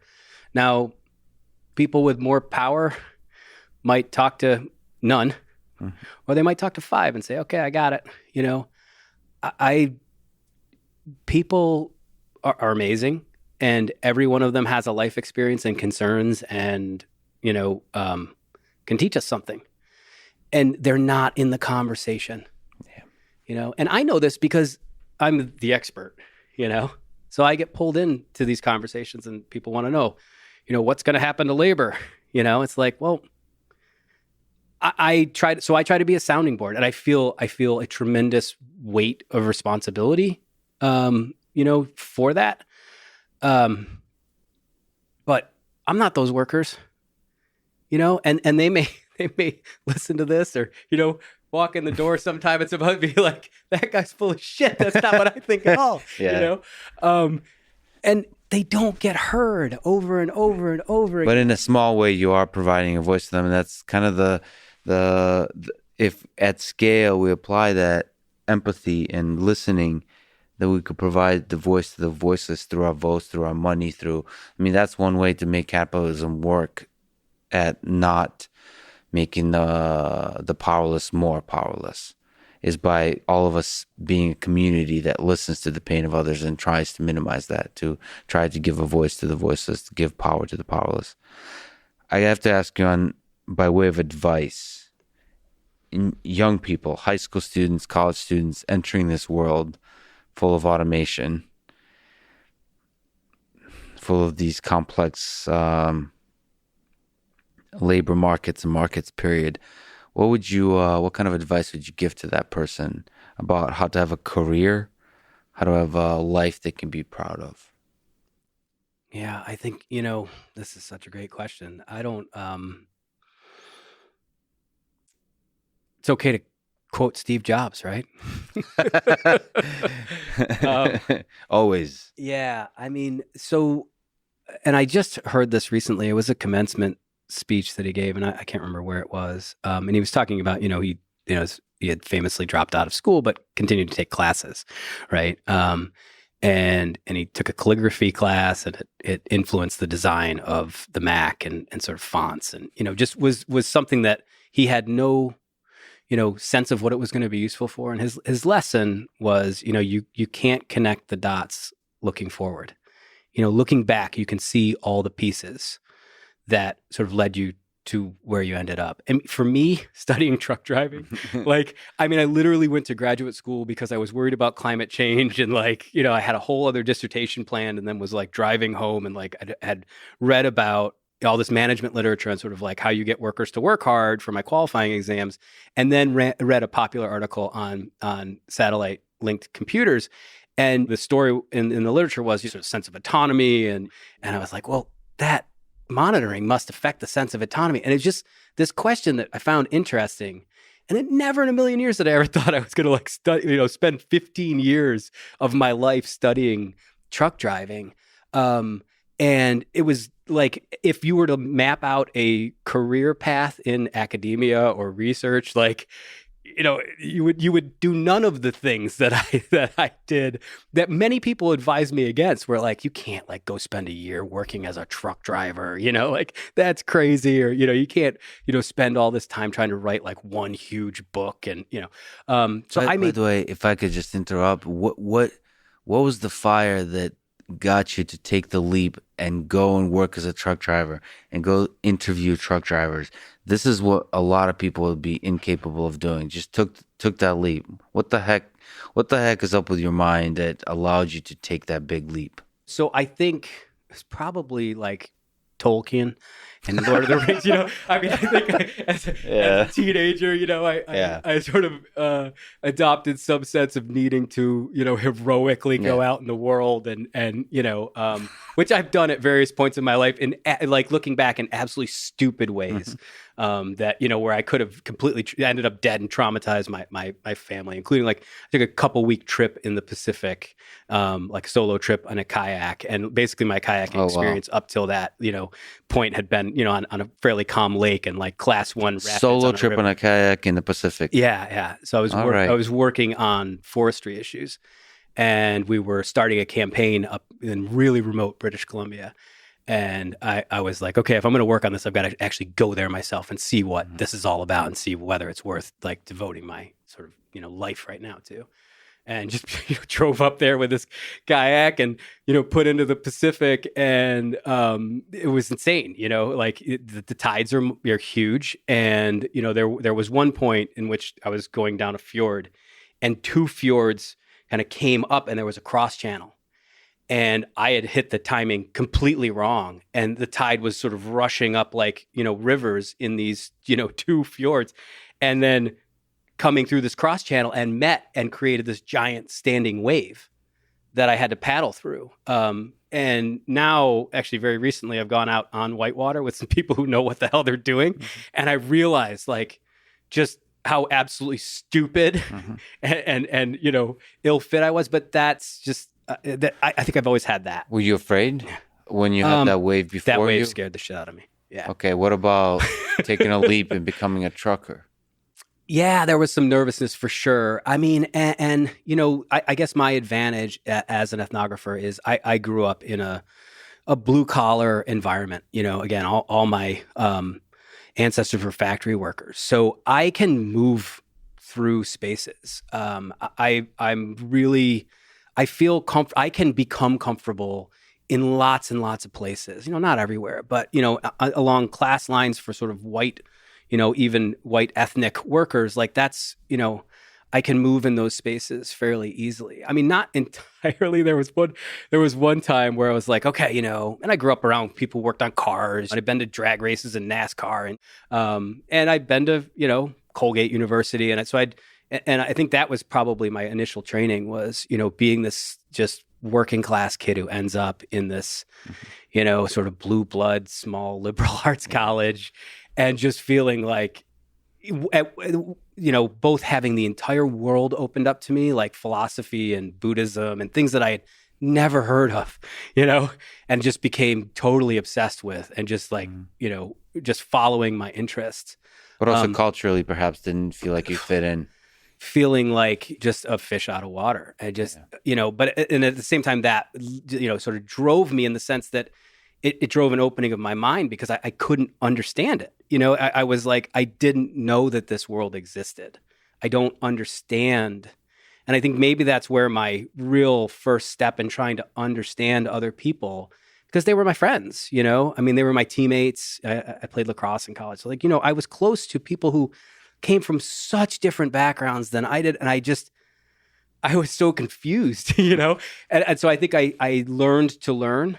And then, sort of went from there. And then develop your fascination with people. And the funny thing is, you went from trucking now to autonomous trucks. I mean, speaking of not being able to connect the dots, and, your life in the next 10 years could take very interesting directions that very difficult to. First of all, us meeting is a funny little thing, given the things I'm working on with robots currently. But, it may not relate to trucks at all. There's, at a certain point, autonomous trucks are just robots. And then it starts getting into a conversation about the roles of robots in society.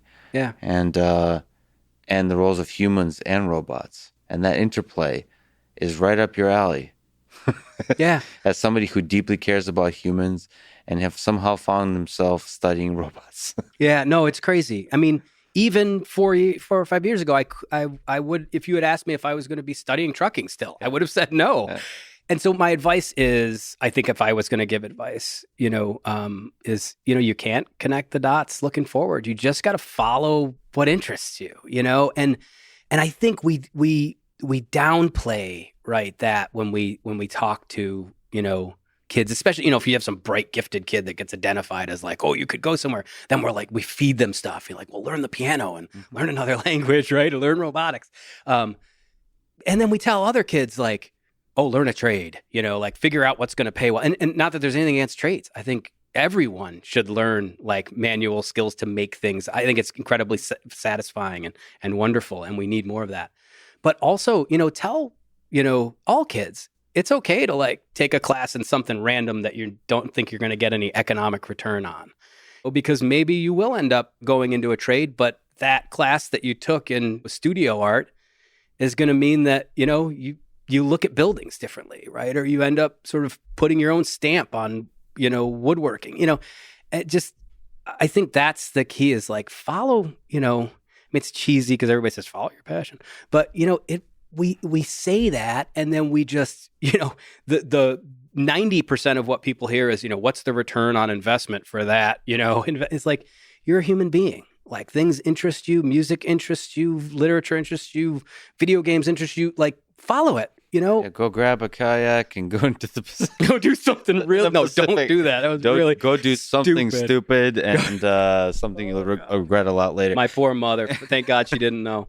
Well, let me ask, because for a lot of people, work, for me, it is, quote unquote, work is a source of meaning. And at the core of something we've been talking about with jobs is meaning.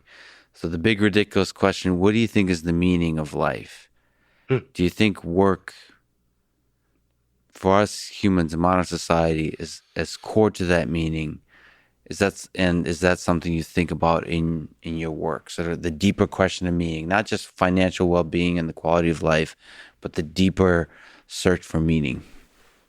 Yeah. The meaning of life is love, and you can find love in your work. Now, and I don't think everybody can. There are a lot of jobs out there that just, you do it for a paycheck. And I think we do have to be, honest about that. There are a lot of people who, don't love their jobs, and, we don't have jobs that they're going to love. And maybe that's not a sort of realistic, that's a utopia, right? But for those of us that have the luxury, I mean, I think you love what you do. That people say that. I think the key, for real happiness is to love what you're trying to achieve. And maybe you love trying to build a company and make a lot of money just for the sake of doing that. But I think the people who, are really happy and have great impacts, they love what they do because it has an impact on the world that they think it expresses that love, right? And that could be, at a counseling center, that could be, in your community, that could be sending people to Mars, Well, I also think it doesn't necessarily, the expression of love isn't necessarily about helping other people directly. There's something about craftsmanship and skill, as we've talked about, that's almost like you're celebrating humanity by